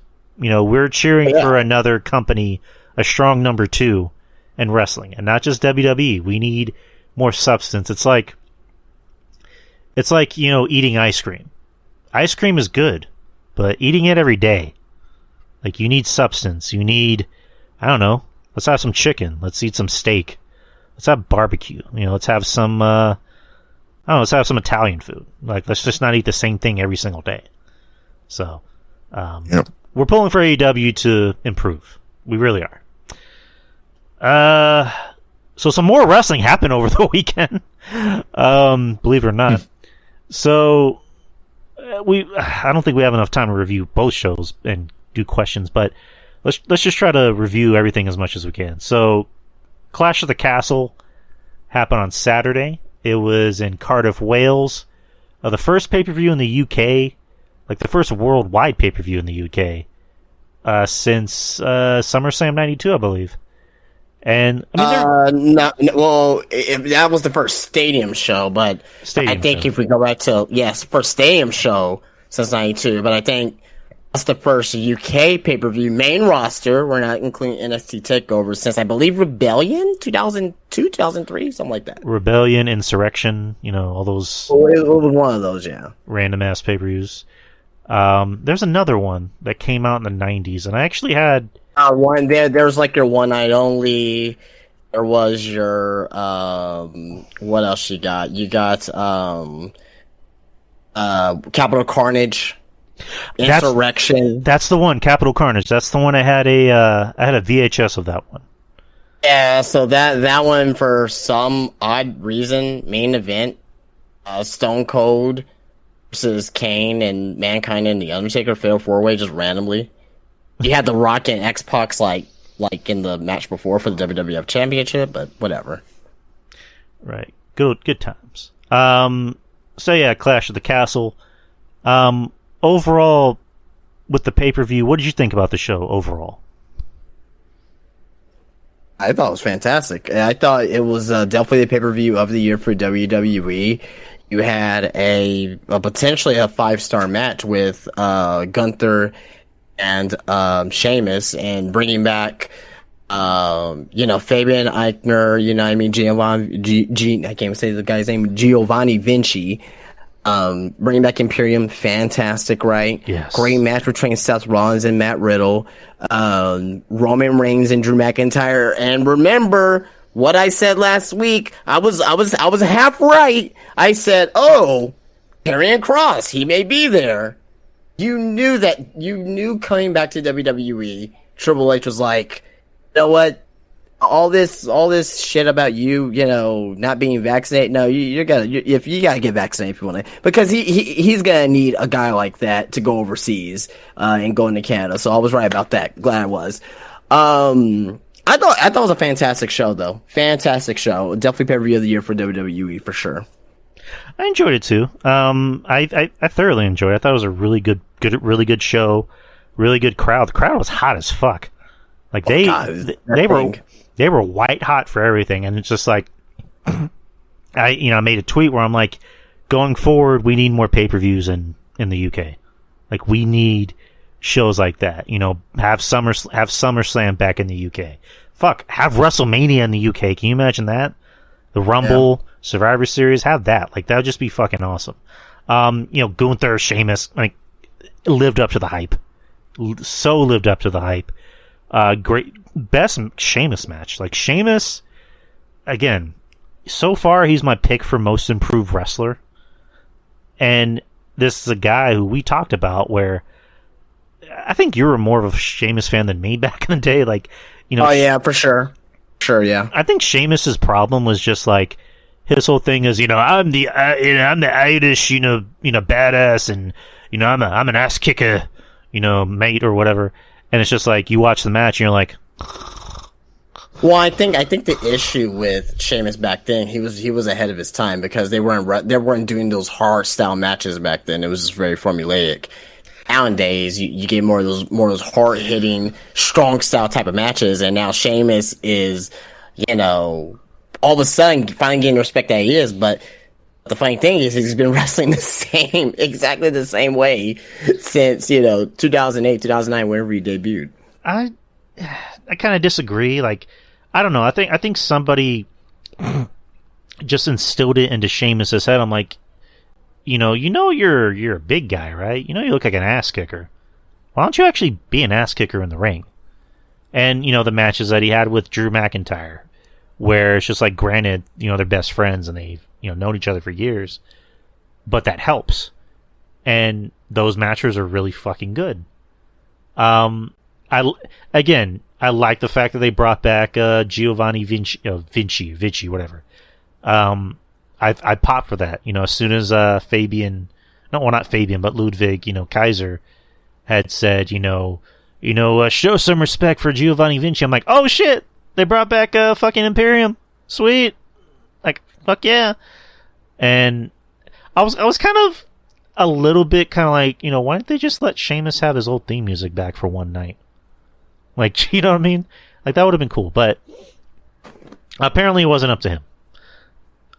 He came back, not dressed as, a character in Peaky Blinders. Like, he was actually dressed as, like, old school Sheamus. And, Gunther just comes out looking like a star. Like, the match is just so fucking good. Like, that, to me, that's a match. Like, if I'm running a wrestling school, I would show that to my students. Because that's how you have a wrestling match. That's how you tell a story. That's how you make a match look so good and make it look like it hurts when it really doesn't hurt. Which, granted, Sheamus's fucking chest was, blood red, but you know what I mean. That's how you have a wrestling match. That's an old school wrestling match. No flips, no dives, no kicks. Just two guys beating the shit out of each other. And I was there for it. I loved it. Loved every minute of it. I thought it was interesting how the announcers were just like really trying to hammer it home. Like, I've never seen Sheamus, get manhandled like this. And just, that was interesting. It was pretty cool. And, Gunther got the win, of course. And the UK crowd just like showing their love to Sheamus, which well deserved. Sheamus deserved his flowers. Like if there were flowers, he deserved them. So, in my opinion, this is the perfect way to make Sheamus your top babyface, or one of your top babyfaces. I'm sorry. Everything else on the night, I would say the weakest match of the night was, Liv Morgan's match, because I think we all knew Liv was going to win, even though it would have been, I entertained the idea of Shayna winning, but I wasn't that surprised. In a way, that kind of exposed Shayna a little bit. Just my opinion. The main event, I thought was really good. We'll get to the main event, but Ruben, what did you think about the whole show? Enjoyed it. I was watching it on my way to work and caught it during work because it was pretty dead, so I was able to digest the majority of the pay-per-view, and I was like, wow, that crowd, that was like the one constant thing that made me just so like involved and in tune to the pay-per-view, because it was the crowd. Like, nowadays you just have dead crowds when you go to these cities, and when you go to another part of the world where people appreciate it because they haven't seen this, like, everything with COVID, like, these people haven't been able to have like a big pay-per-view and that grand of a stage like that in years, decades, and people appreciate that. And you saw the appreciation when the crowd was just reacting to everything, even during the weakest matches, like they were giving some reaction. And match of the night for me, Gunther versus Sheamus. I'm glad they brought back Imperium together. That's another tag team right there for WWE. Like they need it for the main roster. Sheamus was amazing. Gunther looks like a star. He's gonna be definitely a world champion. Just give it time, he'll be a world champion for sure. Like he's got it. Weakest match, SmackDown Women's title match. Just didn't really care about it. Like I thought Shayna was gonna win, but I stand corrected. And the second match that I enjoyed was Riddle and Seth Rollins, and the psychology was there, and the video package that they gave to Drew McIntyre was like really well done. Like that's what WWE does, is just great video packages. They make sure that they that's their forte, their production. And yeah, I'm glad Bayley got a win because that's story right there. And just the overall feel of the pay-per-view, I enjoyed. Like I had fun with that. Overall, I think it was the better pay-per-view, in my opinion. Before we get to the main event, Seth Rollins and Riddle, I was a little let down by the match, honestly, because like this is supposed to be a blood feud, right? Like, you know, the promo leading up to Saturday was, you know, those two having the picture-in-picture interview, and Rollins, you know, tells Riddle, you know, your wife took your kids because they didn't want to see your bitch ass anymore. And he, you know, he's the whole time he's antagonizing him, like, yeah, come find me, bitch. Come on, bitch. Where you at, bitch? I just thought that was funny. I mean, it was funny because it's just like all I can think of is like Scary Terry, like from, you know, Rick and Morty. You know, there's nothing to fear but fear itself, bitch. Sorry. So this is supposed to be a blood feud. I'm like, oh shit, these two are gonna beat the fuck out of each other, right? And we get to the pay-per-view, and it's just like Matt Riddle comes out on a scooter, just waving to the crowd, and then Seth comes out looking like he stole something from Elton John's closet. And I'm like, okay, maybe the match will be better. And the match itself wasn't terrible. It was actually a really good match. But it's just like, this is supposed to be a blood feud. Like, yep. Why are they treating it just like a regular match? Like, why didn't Seth Rollins come out first?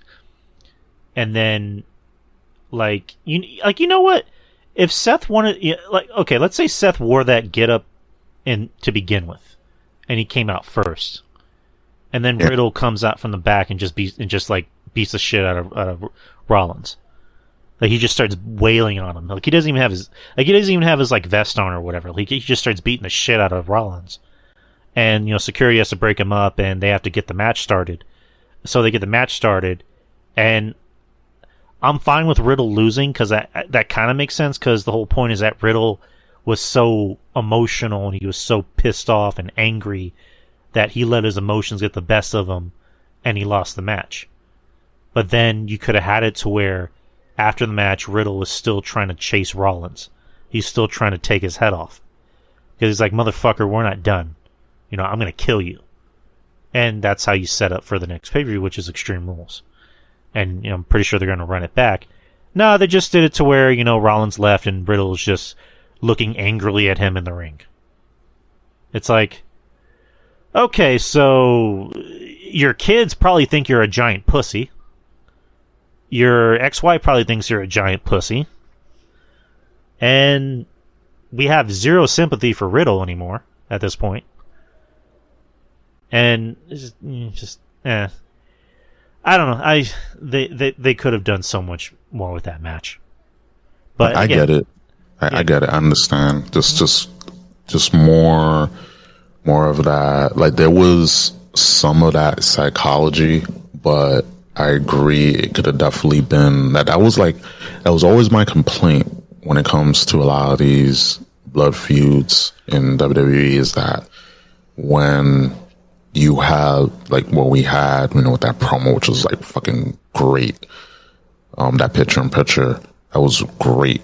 But then when it came to the match, it wasn't that intensity.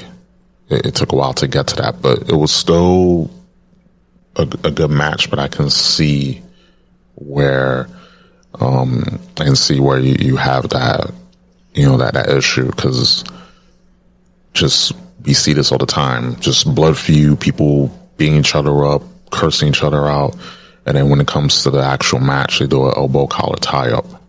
And it's like, okay, well, this is not a blood feud if they're doing the entrances, smiling, laughing, giggling, hee hee, you know. So I get it, but hopefully Triple H can just amp it up. He'll like book this, amp it up, because that promo that we had was pretty dope, and to me, like it's just it was missing something. And again, I see where you're coming from with that. I mean, I don't know what y'all saw there for it not to be intense. At the bell, they immediately start brawling and start, punching each other. You have the barricade powerbomb around the outside, like right at the beginning of the match. I mean, I saw that. But yeah. I guess what we're trying to say is that when you have Seth said what he said, and Matt Riddle was like, "Oh, I'm gonna get you, motherfucker. Where are you at?" Blah blah blah. Then when the match starts, everyone comes out. You have Matt Riddle just coming out and Scooter smiling. He should be pissed. Like, he should be fuming. Like, yo, like this dude got the last word in, made me look like a fool. Talking about my family, that should be, and they try to talk about that with the tunnel vision and Matt Riddle not thinking clearly and stuff, taking advantage of that. But it's, as they say, the devil's in the details. So while, yes, we did see part of that, it wasn't all the way. There was like gaps in the psychology, if that makes sense. They didn't commit. I get what you're saying. At the end of the day, pro wrestling is pro wrestling, and not everything is going to be perfect. I mean, I guess to me, like, the entrance didn't really like. Oh man, the entrance. He was coming out like not pissed off, and that threw me off the entire match. I'm not saying that's what you guys are saying, but to me, I thought that I thought the entrances were the entrances, right?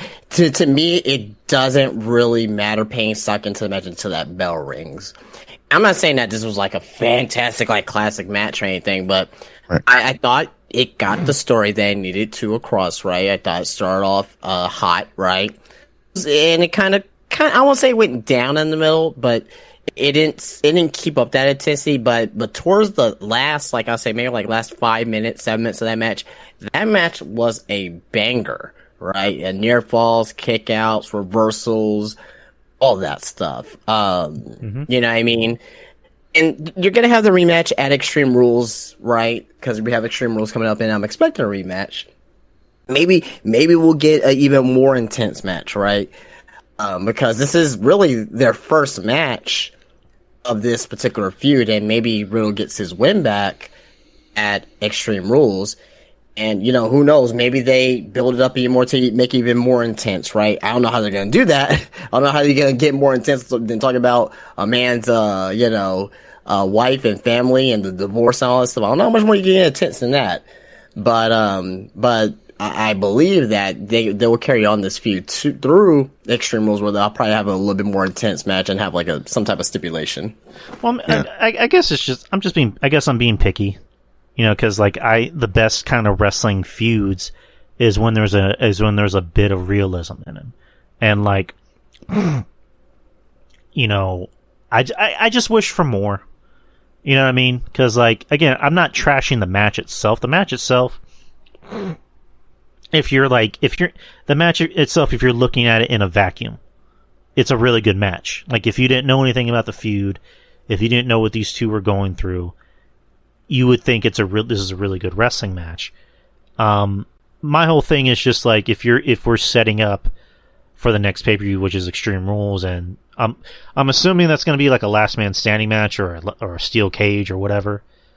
Like, it would have been the perfect way to set up where, like, Matt Riddle comes out, no Scooter, no, baseball cap, no, vest, no entrance where, birds fly out of his ass. None of that shit. It's just Matt Riddle coming to the ring, and as soon as he gets to the ring, matter of fact, he doesn't even get in the ring. As soon as he walks to the apron, he just turns around and he's already stone-faced, waiting for Rollins to come out. And Rollins comes out acting like a fucking jack-off in his fucking jack-off, entrance gear. And looking at Riddle like, oh, you waiting for me, bitch? Let's go. Like, he's just, antagonizing him. And that's when Riddle makes a beeline to Rollins and they're just fighting before, the bell even fucking rings. You know what I mean? I wanted that. I wanted that much. I'm a stickler for detail. I'm being picky. But I just wanted that. And I'll give this match an A for effort. But the execution was just not very good, in my opinion. I mean, and Mish is in the chat room. He's saying the stories in pro wrestling should reenact how it would be handled in reality. Every wrestler should strive for a perfect match at every time. As far as making the match more intense, it should have already been levels higher before they added a gimmick match. Yep, he's right. So yeah. Again, the match was fine. It was good, but the execution was handled poorly, in my opinion. The main event. Let's get to the main event already. So you had the hometown boy. Well, Drew McIntyre from Scotland, but he's a UK guy. The UK represents pretty much everybody, I think. And you got Drew McIntyre, great entrance. They brought back the Broken Dreams, theme and mashed it into his new theme. I thought that was great. The crowd was behind him. Roman coming out minus Paul Heyman, who I heard Paul Heyman was actually there, but he's still selling the fact that he got F5 through a table by Brock. And the Usos aren't there because the Usos are not allowed overseas. Because of Jimmy Uso. So I guess since Jimmy can't go, they're not going to bring Jay. And then Roman comes, like I said, Roman came out. Roman came out with his big ass entrance. Again, I thought the match was really good. I mean, these two really work well together, in my opinion. Their last match that they had, which was at Survivor Series a few years ago, I thought that was a really good match. And the crowd was really behind Drew McIntyre. They were chanting his whole name. And they were hot for anything Drew did, and they booed everything Roman did. We mentioned Karrion Kross. Karrion Kross was in the audience, so it was interesting. It was like, okay, is Kross going to get involved? Is he going to cost Drew the match? Because that will really get him some heat. Since Kross is supposed to be the second biggest heel, on the show, or even in the company for that matter. He throws a water bottle at Drew. Which I'm like, okay, maybe this plays into something later in the match. No. They don't mention Kross. He's never seen after the match. So I'm like, alright, you fly Kross all the way to Wales to throw a water bottle at Drew? I'm like, alright. Okay. I mean, I thought it was funny. Drew, a cheap bottle of water. Right, Drew was like, I'll shove that bottle up your ass. You want to go? So, they're going to continue that feud. Yep. Match was great back and forth action. It was a match I was watching where, every time there was a 1, 2, 2.5, and I'm like, ah! I like watching matches where I can get excited and, scared at the same time. Because I was actually pulling for Drew. I like Drew. He really got the shit end of the stick during COVID. And this almost seemed like it was perfect for him to get, his flowers, so to speak, like we said about Sheamus. And just good back and forth action. Just the addition of, Theory coming in, trying to cash in the Money in the Bank, and then fucking, Tyson Fury knocks him out, which I thought was funny. And, Drew, when the referee got knocked down, I kind of got annoyed. I was like, fuck. Something's going to happen. And, another referee came in, which was the same referee that was with Theory. Drew goes for the Claymore, and I'm like, oh shit, he's getting it. 1, 2. You see the referee get pulled out from the ring. It's fucking Solo Sikoa, which, I'll be honest, I wasn't even thinking about Solo. And I already heard Solo was going to be added to the main roster pretty soon. And I didn't even think that they had him fly out to fucking to Wales. But he's now a new member of the Bloodline. He cost Drew the match. Roman got the pin. 1, 2, 3. And you would think the show would have ended there. It ends with Tyson Fury and Drew having a sing-along. Which, I'm watching this the whole time, I'm like, okay, either somebody's going to come out, or this is seriously how we're ending the show. Nope, that's how we're going to end the show. Okay. Anyways, what did you guys think about the match? So the match was fantastic. Great match. The right person won. Despite what people say about Drew McIntyre. I love Drew, don't get me wrong, but where will he go from there? How is he going to get the title all the way to WrestleMania, right? Will there still be investment in Drew? I think there was investment in Drew winning the title, right? Having that moment. But are you still going to be invested in Drew during the title reign, right?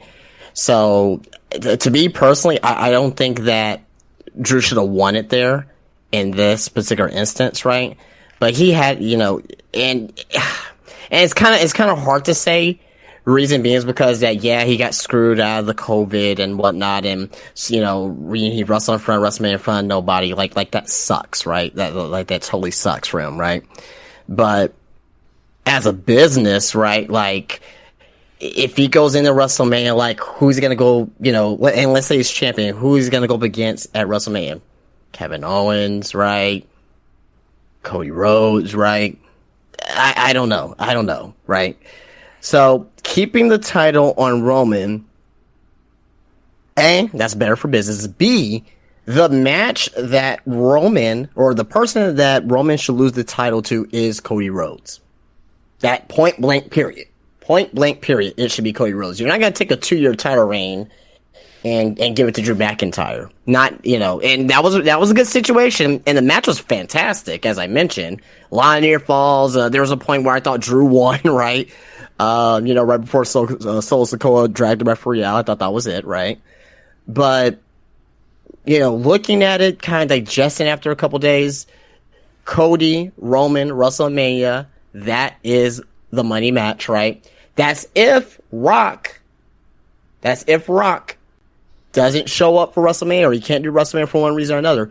The match that should main event WrestleMania will be Cody Rhodes versus Roman Reigns, and the fact that Roman keeps the title here tells me that they do not have a done deal yet with The Rock for WrestleMania. They don't have a done deal yet, okay? Because Rock and Roman doesn't not need to involve the title. It doesn't. Oh, no. The match is too big. Yeah, the match is too big for it to involve any type of title. So the fact that Roman won still kind of tells me, like, okay, Rock is probably not fully agreed yet to WrestleMania, so they're still kind of playing that out, right? Drew McIntyre, he's not gonna be hurt from this, right? I think he's in a spot now where I won't say he's he's bulletproof. I won't say that, but he's in a position right now where, rather if he has the title or not, I still think he'll still be on top of the card. I still think his popularity is going to be the same. His popularity is going to be the same whether he has the title or not, right? Cody's popularity will increase, even more, in my opinion, if he gets the title, right? Because everyone's been clamoring for it for years.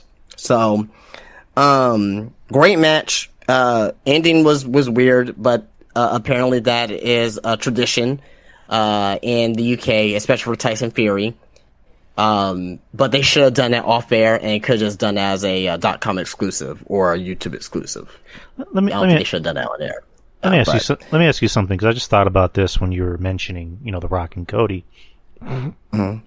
This is just an idea. Since WrestleMania is 2 nights, how about on one night in the main event you have Roman versus The Rock, and then the next night is Roman versus Cody? I see what you're saying.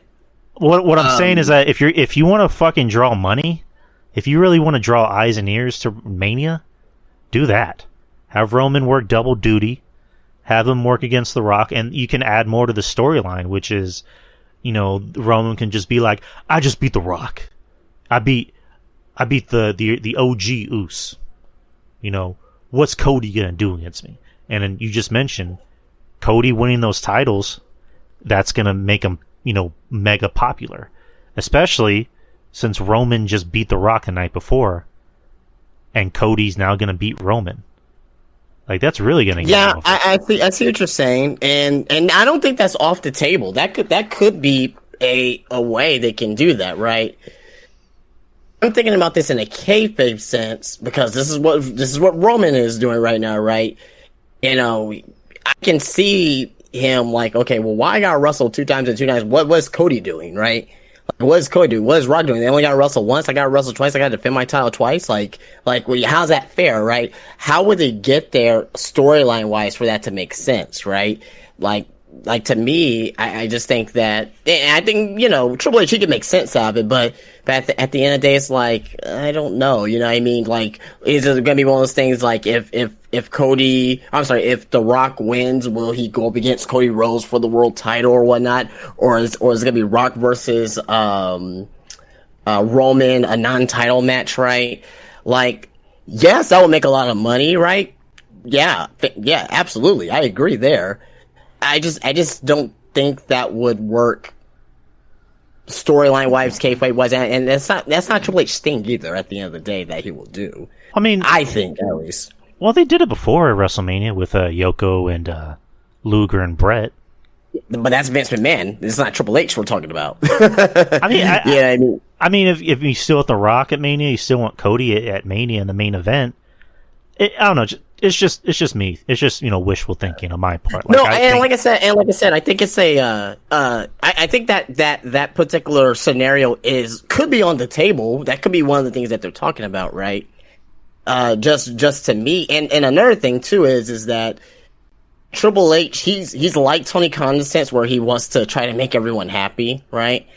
I think that having that extra match, right, whether it's Roman versus Cody or Cody versus Rock on either night of WrestleMania, that is taking another match away from 2 other guys or maybe 3 other guys or a tag team match or 2 women or whatever the case may be, right, from the Mania main card as well, right? Because you only get so much time out of WrestleMania, right? You know what I mean? You only get so much. I mean, they're not going to do, All Out was 15 matches, right? But well, I mean, I don't mean to cut you off, but it's like going back to what we were talking about before with, the AEW locker room. Like Adam Page being mad because CM Punk took his spot. It's like, you're going to be mad that The Rock took your spot. You're going to be mad that Cody Rhodes took your spot. They earned that spot because they earned it. So again, I'm not saying that it has to happen, or I'm going to be, boo-boo face if it doesn't happen. It's just like, it seems like a viable spot to really put over, Cody as the next big megastar, to really, make good use of The Rock and, good use out of Roman. And I know Roman's working a lighter schedule, but I think it adds layers to his character in some ways because, again, he can be like, bring anybody, I'll smash him. Bring The Rock, I'll smash him. Cody, I'll smash him. I don't. That's just my opinion. Like, WrestleMania's not until March, April? April, yeah, around there, yeah. So we're a long ways away from Mania. I mean, we're 4 months away from the Rumble, which it was announced today at the Rumble. The Rumble's going to be back in San Antonio, Alamo Dome. Hell yeah. I'm definitely going to that. So yeah, that was a Clash of the Castle. Clash of the Castle, great pay-per-view. Let's see. Mish is saying Roman wrestling 2 nights with 2 different championship matches. Sounds good, but then he should be off TV for a minute. I agree. He deserves to get some time off. Do you guys want to talk about Worlds Collide, or do you want to get into questions? It's up to you, man. I'm good for you there.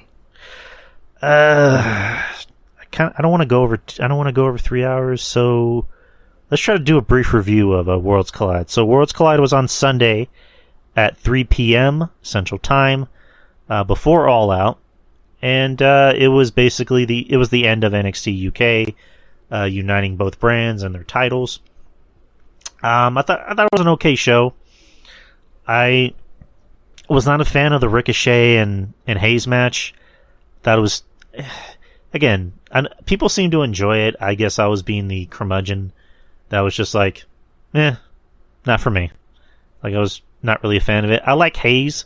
The impression I got from the match was that I thought Hayes was trying to work Ricochet's match instead of trying to not force Ricochet to work his match, but trying to meet in the middle. I mean, I've seen Hayes do the flippy stuff. I know he's capable of doing it, but to me, he's just better as more of a technical wrestler.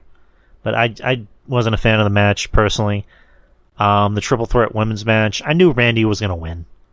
Like, we all knew Mandy was going to win. I don't know why people were acting surprised about it. It's Mandy.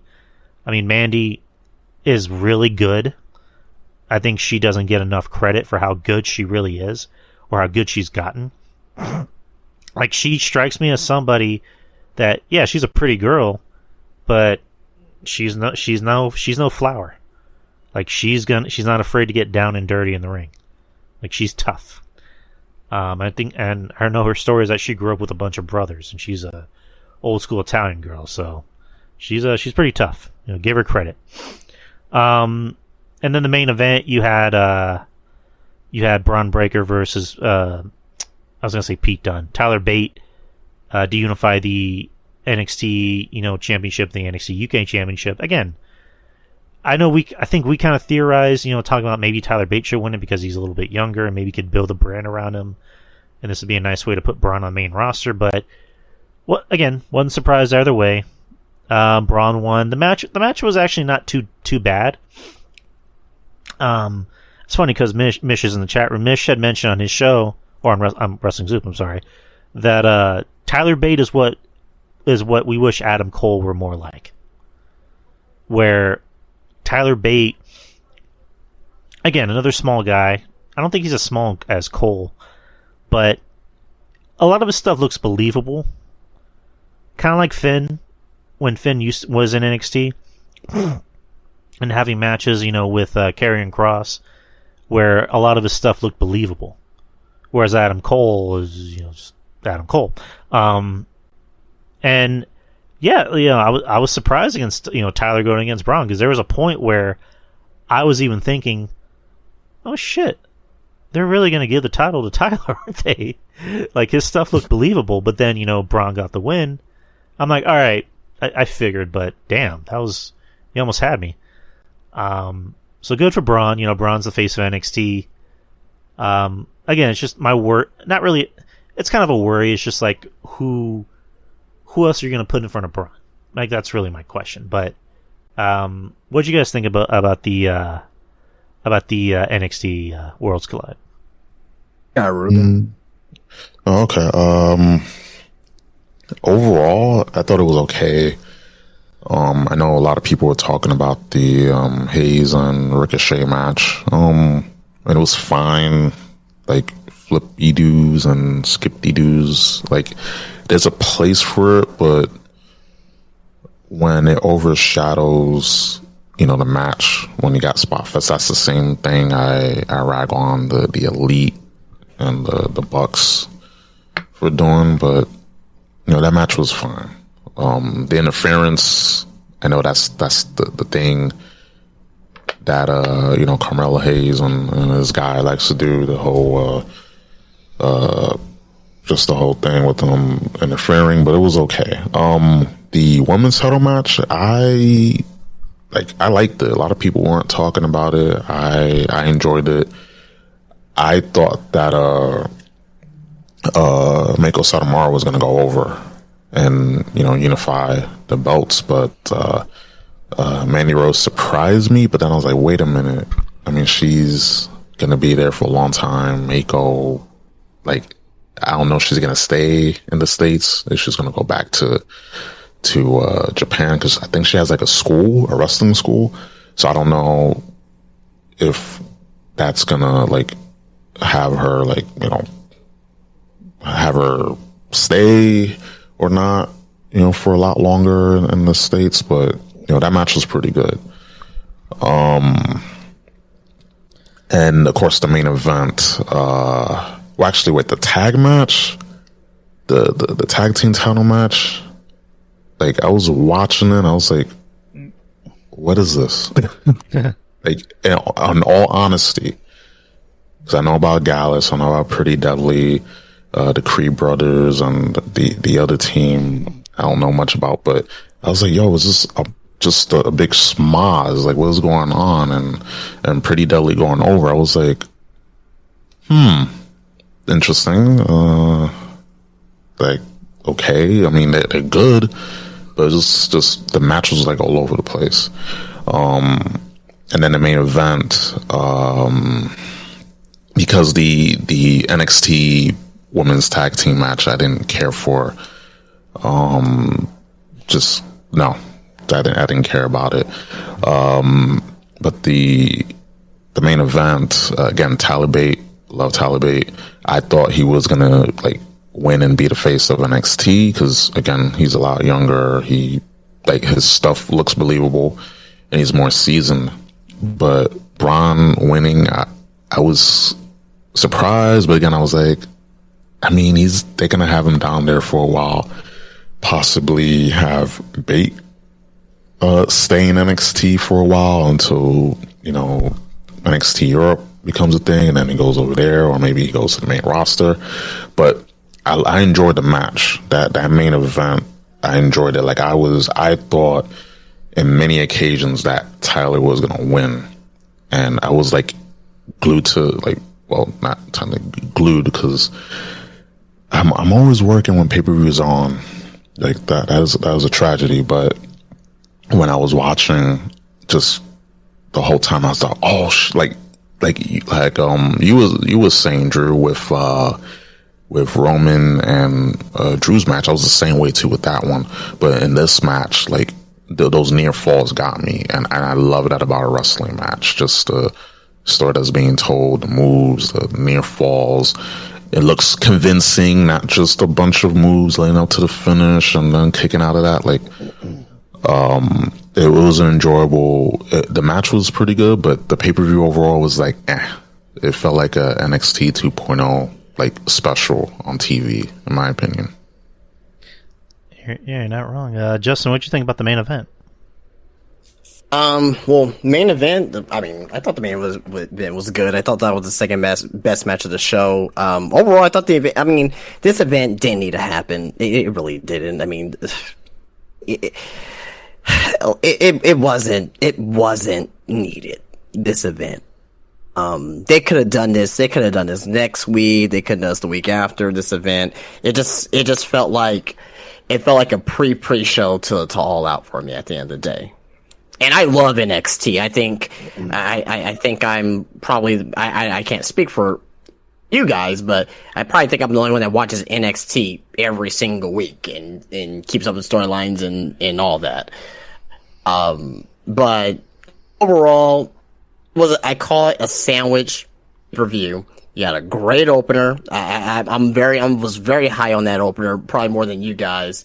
I love Cruiserweight Wrestling. I always love Cruiserweight Wrestling. Right. So, like, the Cruiserweight Classic, probably one of the best tournaments ever in the WWE that they ever had, with the storytelling that they had in that tournament. So I love the flippy stuff. That's just me.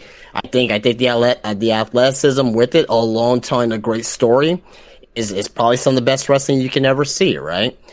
In my opinion, at least. But, you know, with this match here, you know, I can see why, it was spot fest, whatever, but it was their first match against each other.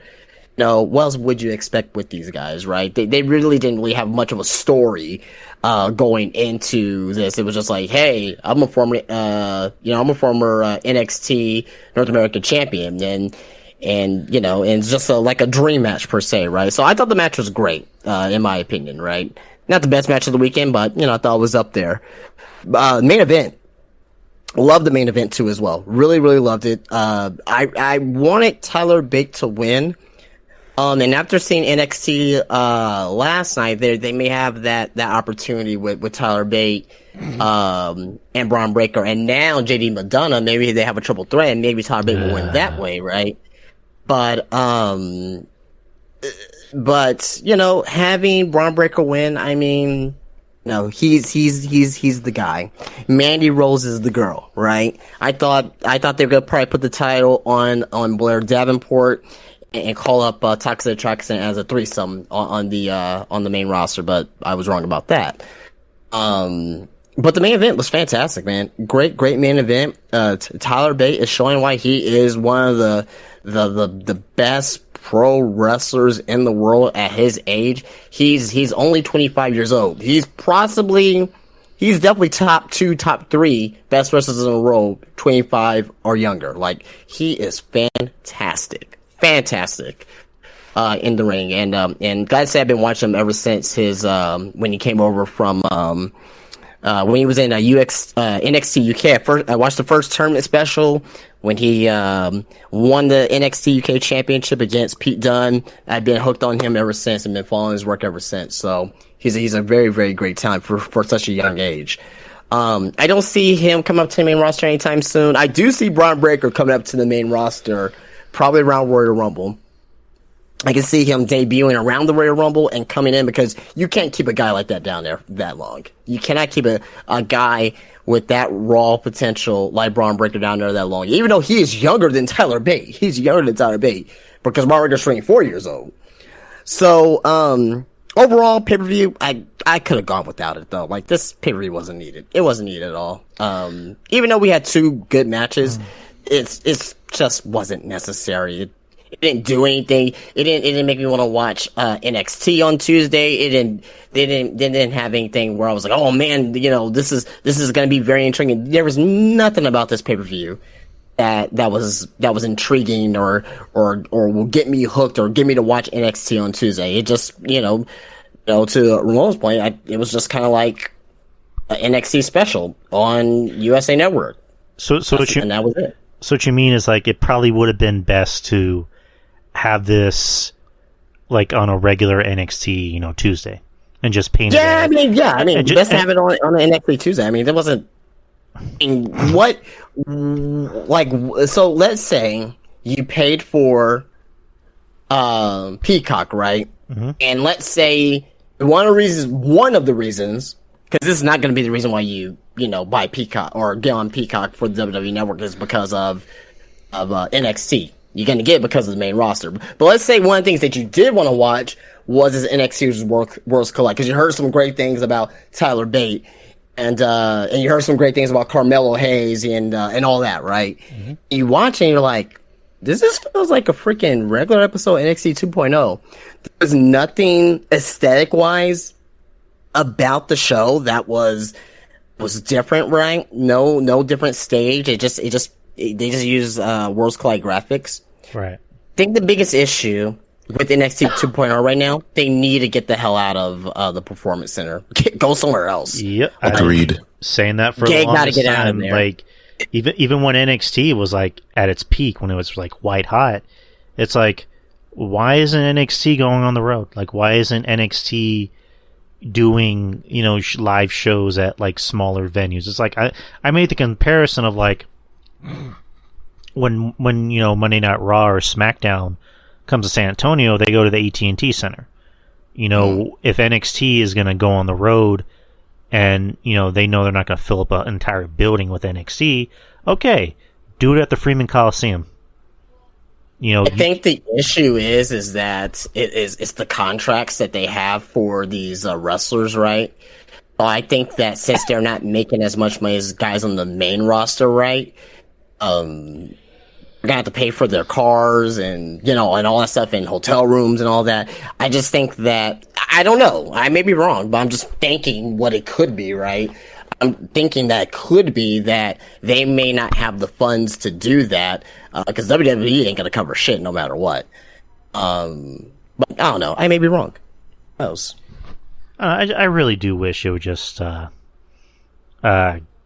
go out and tour. Misha saying, wouldn't it just do it in Florida? They don't even have to go out of state. Just do it in Florida. I mean, like, start out in Florida. Start out in like your basic towns like Orlando, Miami, Fort Lauderdale, Tampa. Misha saying in the chat, wouldn't it help the talent to get used to different audiences? Yeah, I agree. Like, you don't just want the talent to just be comfortable in Florida. The point is, if you really want to get them ready for the main roster, do that with NXT. Have them go out to different audiences, see how they can adapt to a different audience. Like, not just adapt to that Florida audience, or not even just adapt to that Orlando audience, adapt to different, audiences in Florida, and then potentially, eventually, adapt to different audiences in different states. I don't think that's gonna work though, because of the fact that remember ECW, right? Like, you know what I mean? And they were taped before, I think SmackDown or Raw, regardless. But it's kind of the same thing where I don't think that, because if you look at the ratings for NXT, right, they don't even hit 1 million, right? They're like at 750,000, 800,000, wherever the number is, right? I don't think that they're gonna have the audience to go to these shows.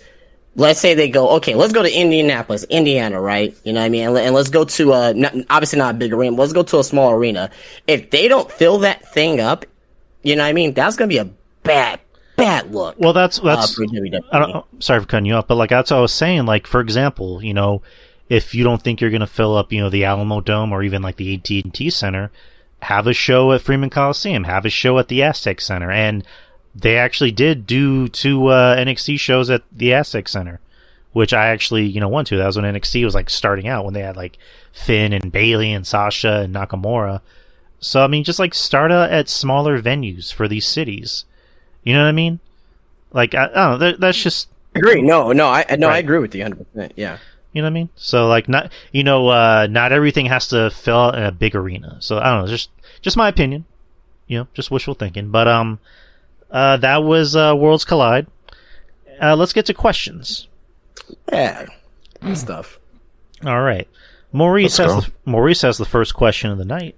He has 4 questions.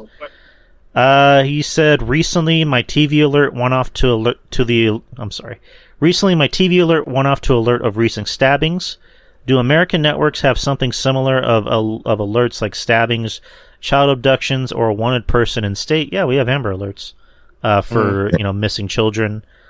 As far as I know, I don't get notifications if like somebody's killed. I guess if it's like a massive, nothing like that. No, Citizen app. And if you got the Citizen app on your phone, then okay. Yeah. And Maurice, you're not from America? I thought you were from America. I didn't know that. Canada. Oh, Maurice is from Canada. I hear rumblings of people wanting to see The Rock return to face Roman Reigns. Should he? I mean, we kind of already beat it to death.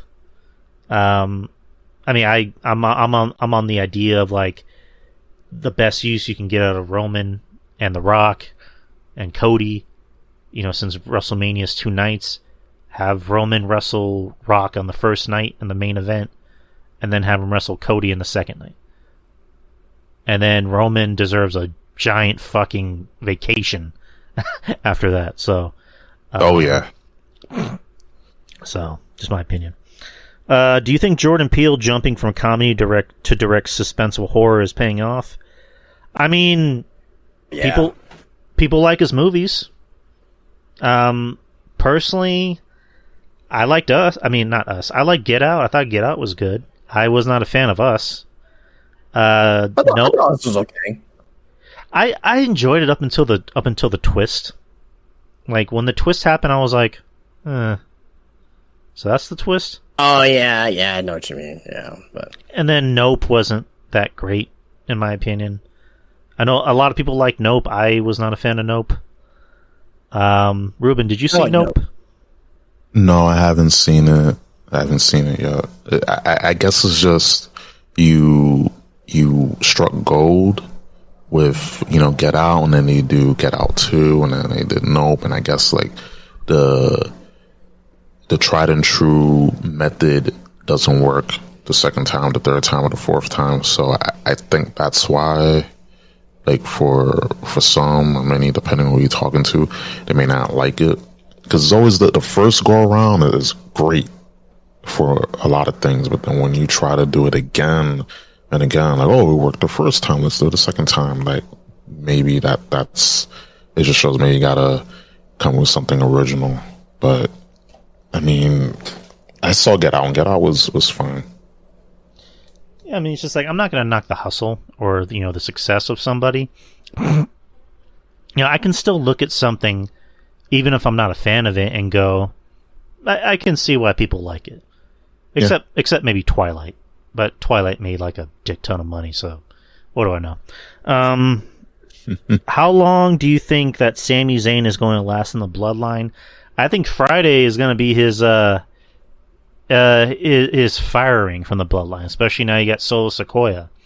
Like, the storyline can be that Roman, of course, welcomes Solo into the group with open arms, and then Roman just proceeds to, not even, like, he just has the Usos beat the fuck out of him, and then Roman beats the fuck out of him, and Solo beats the fuck out of him. So, and that's how you bring back Sammy and Kevin Owens. That's how you make him to, a viable contender for the tag titles against the Usos. So, there you go. Did you guys have any comments, or did you guys have anything to add to that question? I was gonna go first. Yeah, the storyline with Zayn and the Bloodline has been very just fucking great TV, and I think that they're definitely gonna do a breakup now that Solo is in the Bloodline, and they need to have eventually the Bloodline, the Usos lose the tag belts and give them to Kevin and Sammy, because that story is right there. And I know they couldn't do it in the UK, and anyway, I don't think it's too soon for them to lose it, but I think it's that time, like, to start wrapping that up and having him, get kicked out of the Bloodline, and so some good stuff. What about you, Justin? I mean, I think it'll probably be like, if it's not Friday, at least in the next couple of weeks, because on Raw, Kevin Owens said to the interviewer, "Hey, if you see Roman, just let him know that he owes me, right? Or he owes me one." But what Kevin Owens has been saying, right? So eventually, when Sammy gets kicked out of the Bloodline, I think it's probably gonna be in the ring, and we're gonna hear Kevin Owens' music. He comes down and save Sami Zayn, and that's gonna start that the feud between Kevin Owens and Sami Zayn versus the Bloodline. And what's I don't know if they're gonna be the ones to win the tag titles. They should be the ones to win the tag titles, right? But yeah, I mean, it's gonna be very interesting over these next couple weeks on how they're gonna handle it. That's all the questions from Maurice. Anna wants to hear me rant about Keith Lee on the media scrum. I didn't hear Keith Lee's interview, unfortunately. All our time was mainly about Punk. Do you guys know what she's talking about? Like, did Keith Lee say or? Yeah, basically Keith Lee just going off on, pretty much going off on the fans, and kind of way saying like, "Hey, I don't really care what you guys say." And I hear what he's saying, and I hear what he's saying, because it's like, hey, I'm in this business, and and the fans' opinion to on what they thought about the match, or because the stupid media guy, he asked Tony Khan right then and there that he should have done an audible. Like, to me, I don't know why he would have done that with the tag team champion sitting there. Like Tony Khan's gonna be like, "Oh yeah, let's do the audible," right? But yeah, I mean, Keith Lee, he could have responded better. He definitely could have responded better than the way he did, for sure. I do not give a hoot about what these hooligans think about my opinion. Oh my. Well, I got something to say about that. The reporter asking Tony Khan when the tag team champions are there about the audible, it's kind of just ill timing, or disrespectful. Definitely need to have more self-awareness. I get you're there, you're limited to how many questions you can ask, but just sometimes you just gotta wait. Certain things shouldn't be asked. So about the timing. So I do get Keith Lee's I get his frustration, but just trying, like always, like Lightning said, going off on the fans, that never goes well. Exactly. Like, not stop attacking the fans. Like, the reason why your name is because the fans. And to me, the frustration, the anger is not directed at the right people or the right thing, you know? Now, he could have been doing it in kayfabe, too. Yeah, that's also true. Because remember, they had to go heel mid-match because they claimed they were getting cheered as baby faces too. So, you know, they were working a heel style match, which was good because we saw that in Dynamite. Swerve Strickland came out right when the Acclaim was out to do their rap, and that got a lot of heat with the fans in Buffalo. So they're, you know, for this match, for this feud, because coming in, you know, before All Out, there was no heat. So we got heat, but it's like, damn. But I do get it though.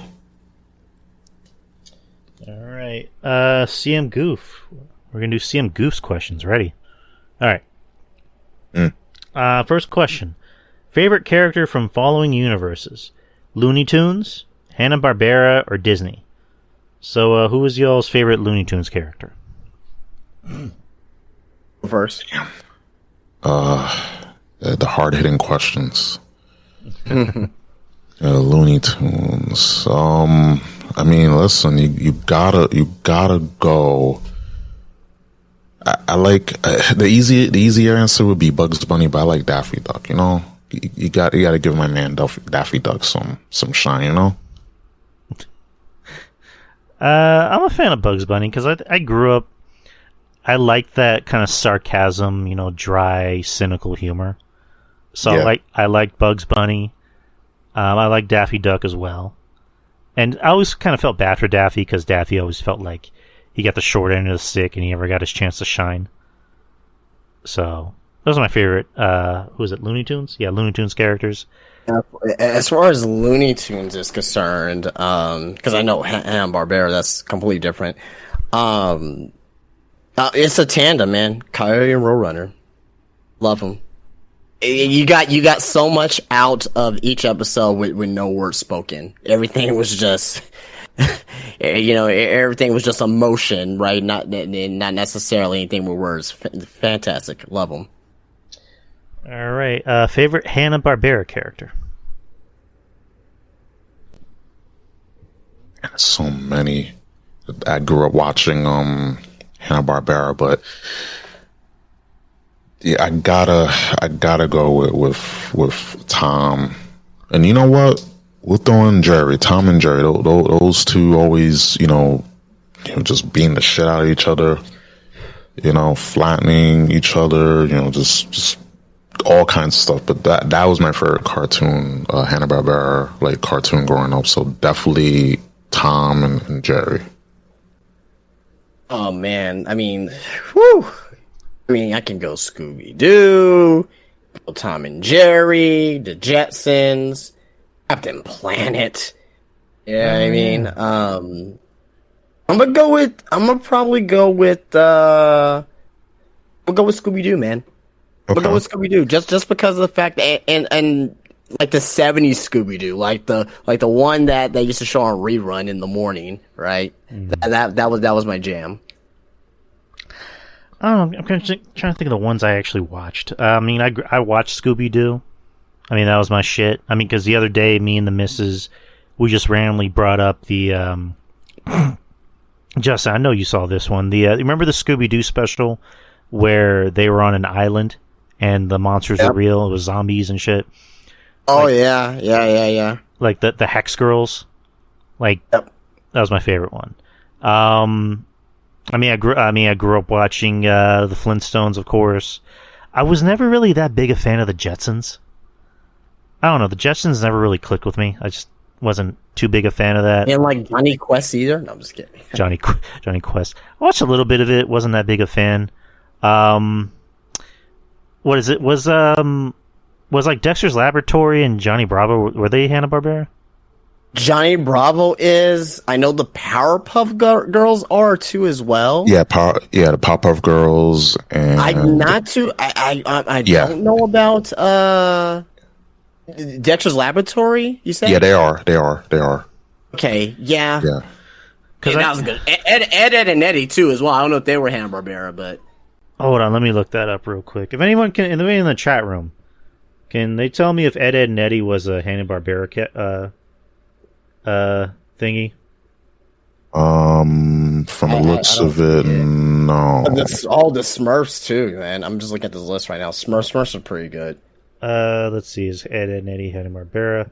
No, they're not. They're not. A deal was made that Antonucci Studio, aka Cartoon, would produce Ed, and Eddie. The first Cartoon Network original series would be produced by an outside production company rather than. Oh yeah, so it wasn't okay. So I think it was like the first Cartoon Network cartoon that was original. It wasn't a Hanna-Barbera thing. But Hanna-Barbera does have a lot of IPs under their name. But yeah, those are our choices. And our favorite Disney characters. I'll say this: I'm not a fan of Disney. I was always Nickelodeon. Same. I was never really a huge fan of, if you're talking like original Disney characters, not the movies, so like you're talking like Mickey Mouse and Donald Duck and Goofy, no. I mean, I can't give you one. I guess, just for the sake of it, I just got Buzz Lightyear, and just Buzz Lightyear, Toy Story. I grew up watching, the original Toy Story movies. So Buzz Lightyear is definitely my faves growing up, but I was always a Hanna-Barbera guy, Cartoon Network guy, Nickelodeon, mostly Hanna-Barbera and Cartoon Network type of guy. That was those are my go-tos growing up as a kid. But yeah, Buzz Lightyear, that's childhood right there. Yeah, I was a Disney kid, like most everyone else. I grew up watching Disney movies, with my parents, with my siblings, with my friends. My favorite Disney movie, just Emperor's New Groove. Okay. That doesn't get enough recognition the way it should, because it's a movie I can watch because the missus loves her Disney movies, and it's a movie we can watch and enjoy and still laugh at. It's like I mentioned before, I'm a fan of that kind of dry, cynical, sarcastic sense of humor. And this movie, really hammers it home for me. So I like it. It's really fun. It's a movie that we can quote. Sorry, go ahead. No, I was already finished. Oh no, I'm sorry, because I just remember. I'll go one movie, Aladdin. That's my shit right there. Mm-hmm. Okay. I'm Aladdin. A very accurate representation of Middle Eastern culture. Exactly. It's and I would know. Let's see. Next question. Do you think one day we'll get a DVD Blu-ray release of the Pokemon series that also includes the band-edited US episodes, such as The Legend of Dratini and Electric Soldier Porygon? No. I doubt it. I mean, you can find those scenes online, so why even bother? I really don't have an opinion on it. I mean, I watched the Pokemon series when I was younger, but I don't have a desire to go back and watch them. You know what I mean? But back to the Looney Tunes and the Hanna-Barbera. If you go on YouTube, they have 24/7 channels live showing all Looney Tunes cartoons and all Hanna-Barbera cartoons. And some Twitch good stuff. And Twitch has shit like that too. Yeah, Twitch too. Yeah. Next question: buy or sell? Yogi Bear or Yogi Berra? He was a baseball player. Buy Yogi Bear and sell Yogi Berra. I'm second that. I'll agree. Next one is F, Marry, Kill, and we have to open it. It's an image. So just let me know when you have the image open. Okay. Just let me know when you have it open. I don't know. Ruben, do you have it open?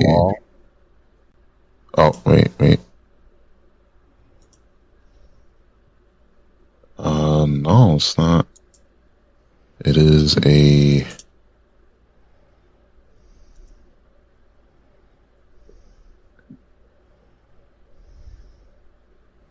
Oh, okay, I see it. All right, so one is a blonde woman. She's kind of she's a little curvy. Her name is Aiden Starr. Next is a tall black girl. Her name is Naomi Banks. I kind of know who that is. And last is a Latino girl with tattoos. Her name is Dana Vespoli. Or I guess that... Maybe Italian. I guess she's Italian, but then again, these are porn. Hey, Vespoli! Yeah, come on. I'm going to... CM Punk, or CM Goof says that she's Asian. Okay? Asian, but with a Italian name. I guess I'm gonna marry Dana, fuck Naomi, and kill Aiden. I'm gonna second that. Wherever you're going with, because I don't. Yeah. I'm not really attracted to these chicks. Yeah. I mean, I know Naomi Banks. Yeah, I just know Naomi Banks. So I'll of course fuck Naomi Banks. Dana, marry and kill the blonde. Just not proportionate. Doesn't have a lot of booty. But I guess it could just be the picture. It should be what she's wearing could be the picture. I agree, Eddie. He should have added Gianna Michael, so it would have made it a lot easier. Yes. Next question. Is Anna just a figment of our imaginations or a space alien? I'm going to say yes. Second that. If your manager at your job used the line, "We're a family here," should you be allowed to ask them for money or give them a familiar title, mom, dad, aunt, uncle, at random times throughout your employment at said job? No. I don't call anyone else mom or dad except for my actual parents. I call John Draper Uncle Draper, and I'll call Kevin Castle Uncle Kevin. But I don't know, just to me, calling someone else mom or dad is just weird. That's not your parents. I don't know. I mean, if you say like work mom or work dad, and like they are older than you, right, significantly, right, and if they give you advice, like I'm not gonna call them like, hey, work mom every single time, but because I hear it at times because I work in a call center, like, oh, this is my work boyfriend, this is my work dad, or I hear that, but just calling them dad or mom, like, no. Yeah. Ironically enough, I'm one of the older employees at my job, so it kind of feels weird when I get called like, daddy, whatever. Like, I still cringe. I'm like, I ain't your daddy. It seems like you got some daddy issues. I ain't the one. But as far as like employees and things like that, no, just normally I'm the oldest in there, so I don't get called that, or I would never like call people that, personally. I like how deep we're going to this question when Goof was clearly being sarcastic. Yes. We're trying to be too deep about this question. Sorry, Goof, that's just us. Next is Jack Be Nimble, Jack Be Quick, Jack jumped over the candlestick. How fucking bored was Jack that he repeatedly jumped over a candlestick and then wrote a short-ass poem about it like we're all supposed to give a damn? Yeah. Next question. In your opinion, did Triple H swagger Jack Shane... Hold on. In your opinion, did Triple H Jack Shane Douglas's swagger style back in the late 90s, early 2000s, pre-Proud Tripper evolution, or was it a mere coincidence that he began dressing similar to Douglas at the time? I don't really think of it that way, because I think Shane Douglas is a fucking bitch. What about you guys? Oh my god, okay. I mean, it was just a style back then. everyone was dressing like that. So, especially with the backwards Kango hat. Yeah, everybody wore that, so it wasn't really anything new. You know, it'd be like in the '90s if you were caught wearing, like in wrestling, if you were caught wearing fanny packs. It's like, oh, you're trying to copy the Click. It's like, no, that's what everybody does. I mean, but Triple H was the only guy that wore a jean vest jacket over a leather jacket when he came back. Yeah. Stephanie, bring me my jean jackets. And wear denim. It's a good look. Should this Kangol go with these jeans? Oh,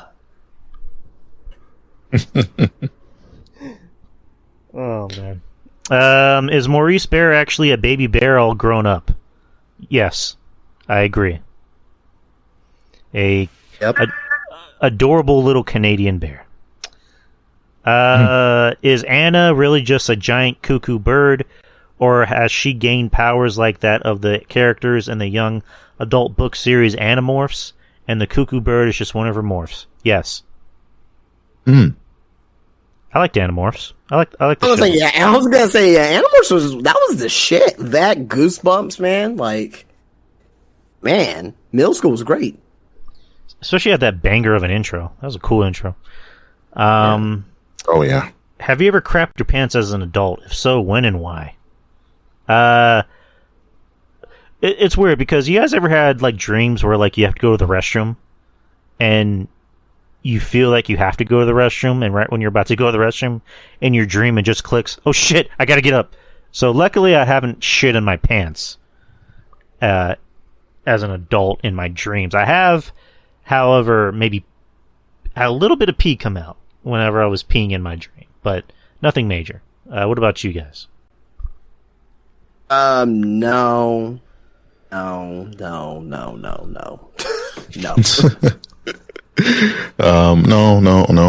shitting in pants for me, but had that feeling, when you feel like you're falling down in a dream.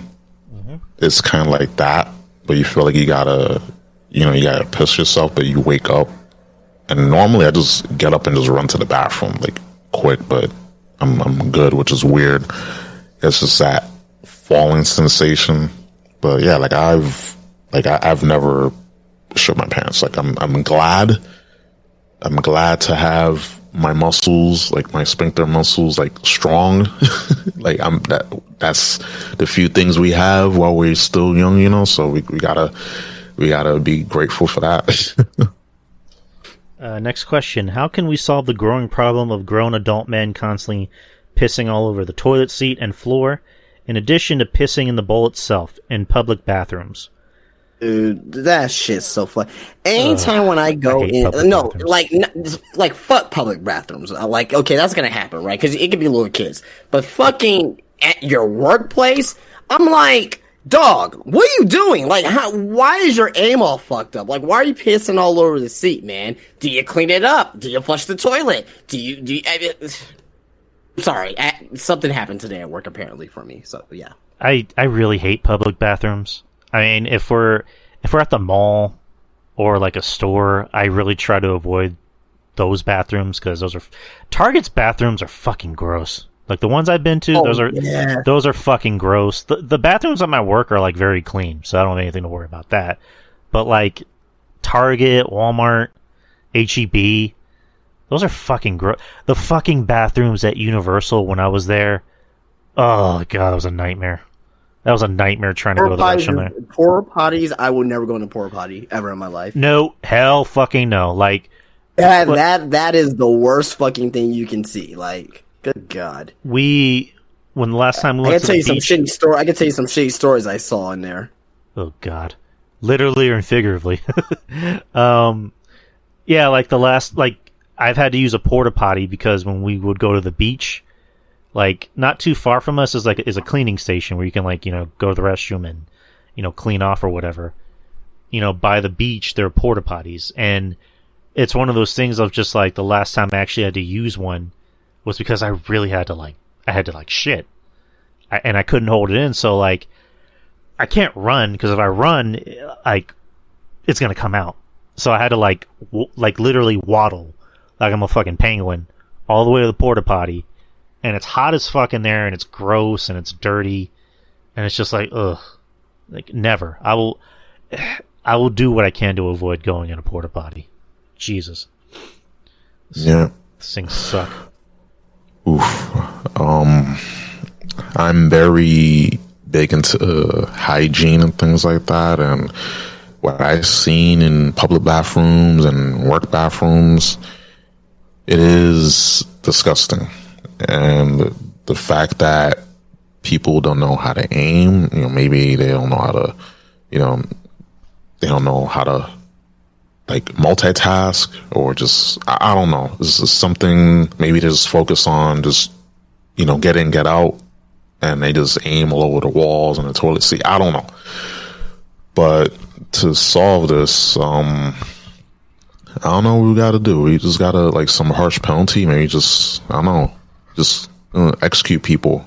If I know how to solve this. This may be a little left field, but have an official P advisor standing there watching you and making sure that you pee correctly.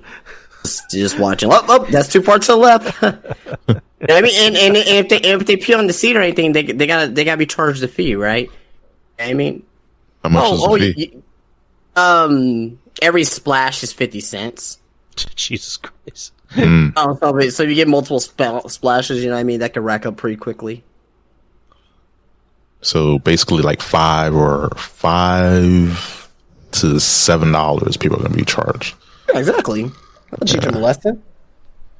I mean, then do you know what they're gonna say? They're like, okay, well, I was pissed off. Well, clearly. It's better to be pissed off than pissed on. Next question from Goof. After his MLW contract expires in 2025, should Triple H try to sign Jacob Fatu and bring him to feud with his cousin Roman and other top stars of the company? Having him align with Roman would be predictable and boring, in my opinion. I think, now with Triple H in charge, there's a better chance of them getting Jacob Fatu.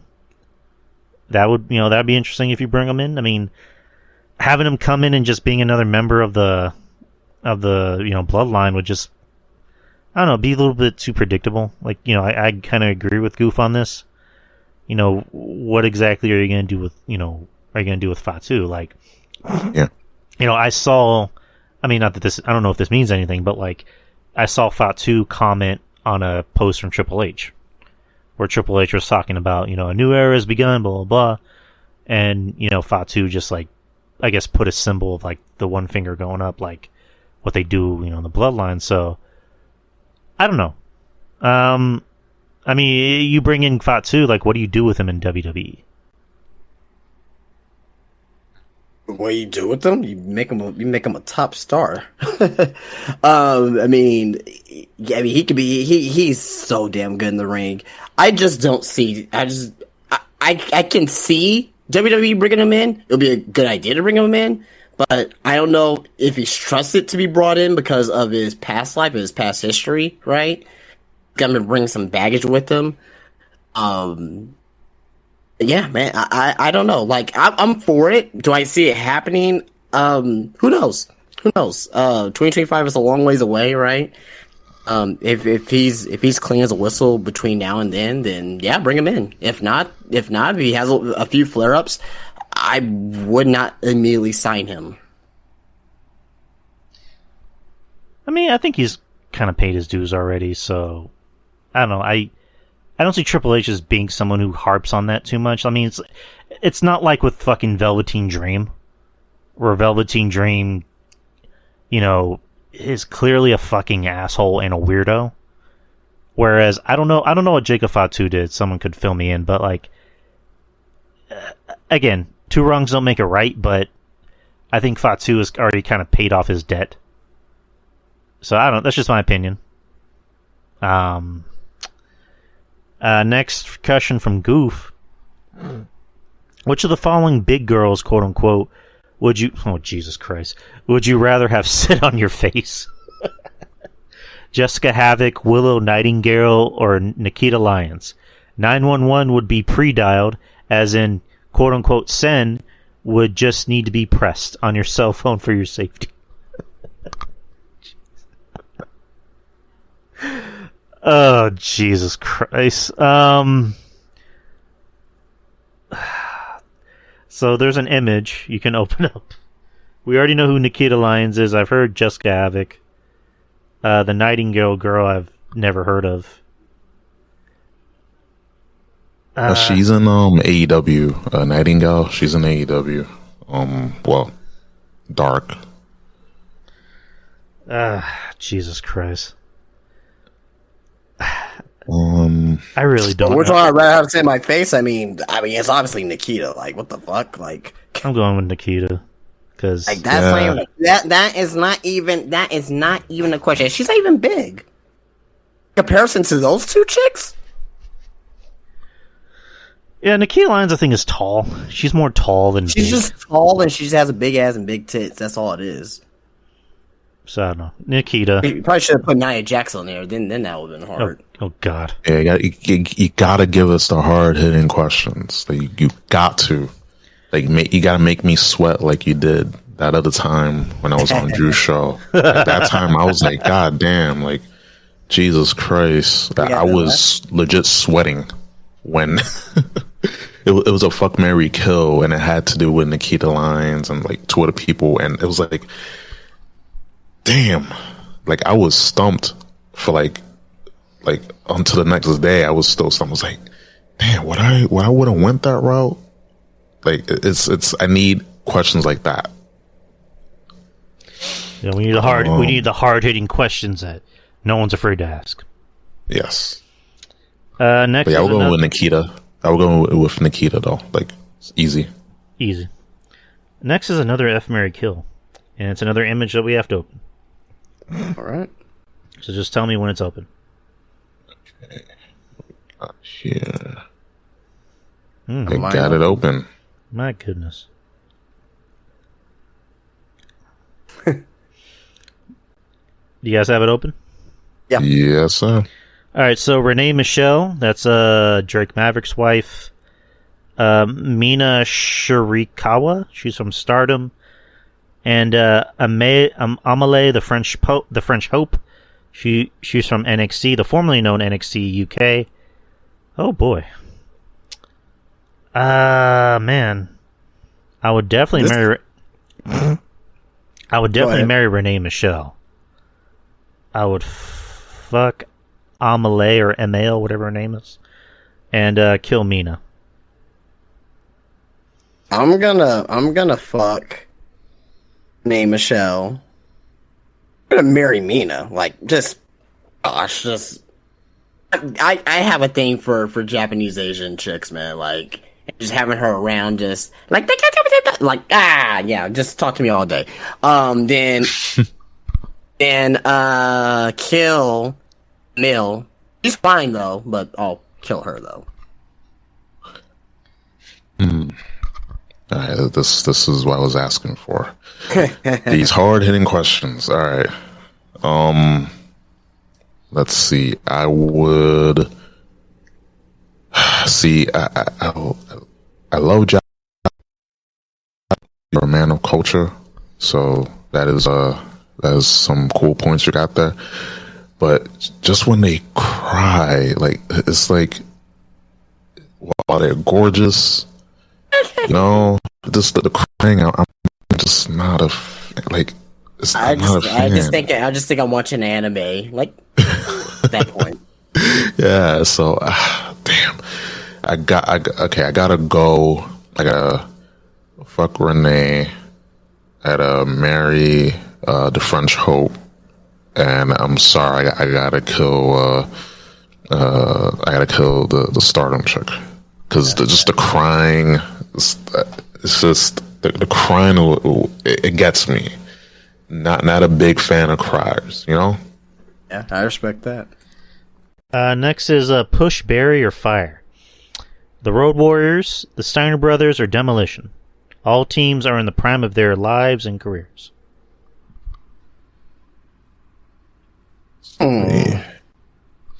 I've obviously pushed the Road Warriors because they were over as fuck.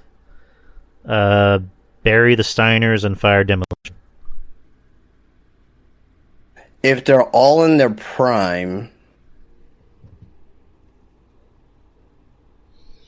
for my wrestling company, how I will have them, I will push the Steiners. They wrestle better matches. Bury Road Warriors and fire Demolition. And I love Demolition, by the way. A fan of the Steiners and Road Warriors. So, okay, we got to bury. Excuse me, we got to fire Demolition. But I would say push the Road Warriors and then bury the Steiner Brothers, because then we can get Scott Steiner split off, and then we can have him go on his own and give us those great promos. So that's what I would do. There you go. All right. Hey, diddle diddle. Time for some riddles. All right, here we go. He just has 2 riddles for today. The more there is of me, the less you are. What am I? More there is of me, the less you are. The more there is of me, the less you are. What am I? A shadow? I don't know. More there is of you, the less you are. I don't know. The more there is of me, the less you see. That's what he meant to put. The less you see. Okay, that makes a difference. More there is of me, the less you see. Blindness? That's a good riddle there. Were you the Riddler in your former life? Or the more there is light? If the light's in your eyes and you can't really see. Alright, we're stumped. Yeah, just tell us. I'm curious. Darkness. Darkness. Okay. I think we had the right idea. Okay. And the last riddle. I'll be right under your feet in midday sun. You cannot lose me, no matter how you run. What am I? Your shadow. It's a shadow. Yeah. Shadow, basically. Are we right? You were right. Last question Last question from Goof. Oh, why is Anna suddenly into necrophilia? God, Jesus. I'm not going to answer that. I'm not touching that. All right, so we're kind of running low on time. So what I'm going to do, like we did last time, I'm going to stop the recording just momentarily, and then we're going to continue it, and the rest of this is going to be on Patreon. So if you guys hear this on the free portion, head over to the Patreon if you want to hear the rest of the show. $5 a month. It's a damn good deal. So we'll see you guys next week. Peace. The Drew Yari Show. It's Drew Yari. It's Drew Yari. The Drew Yari Show. It's Drew Yari. It's Drew Yari. The Drew Yari Show. It's Drew Yari. The Drew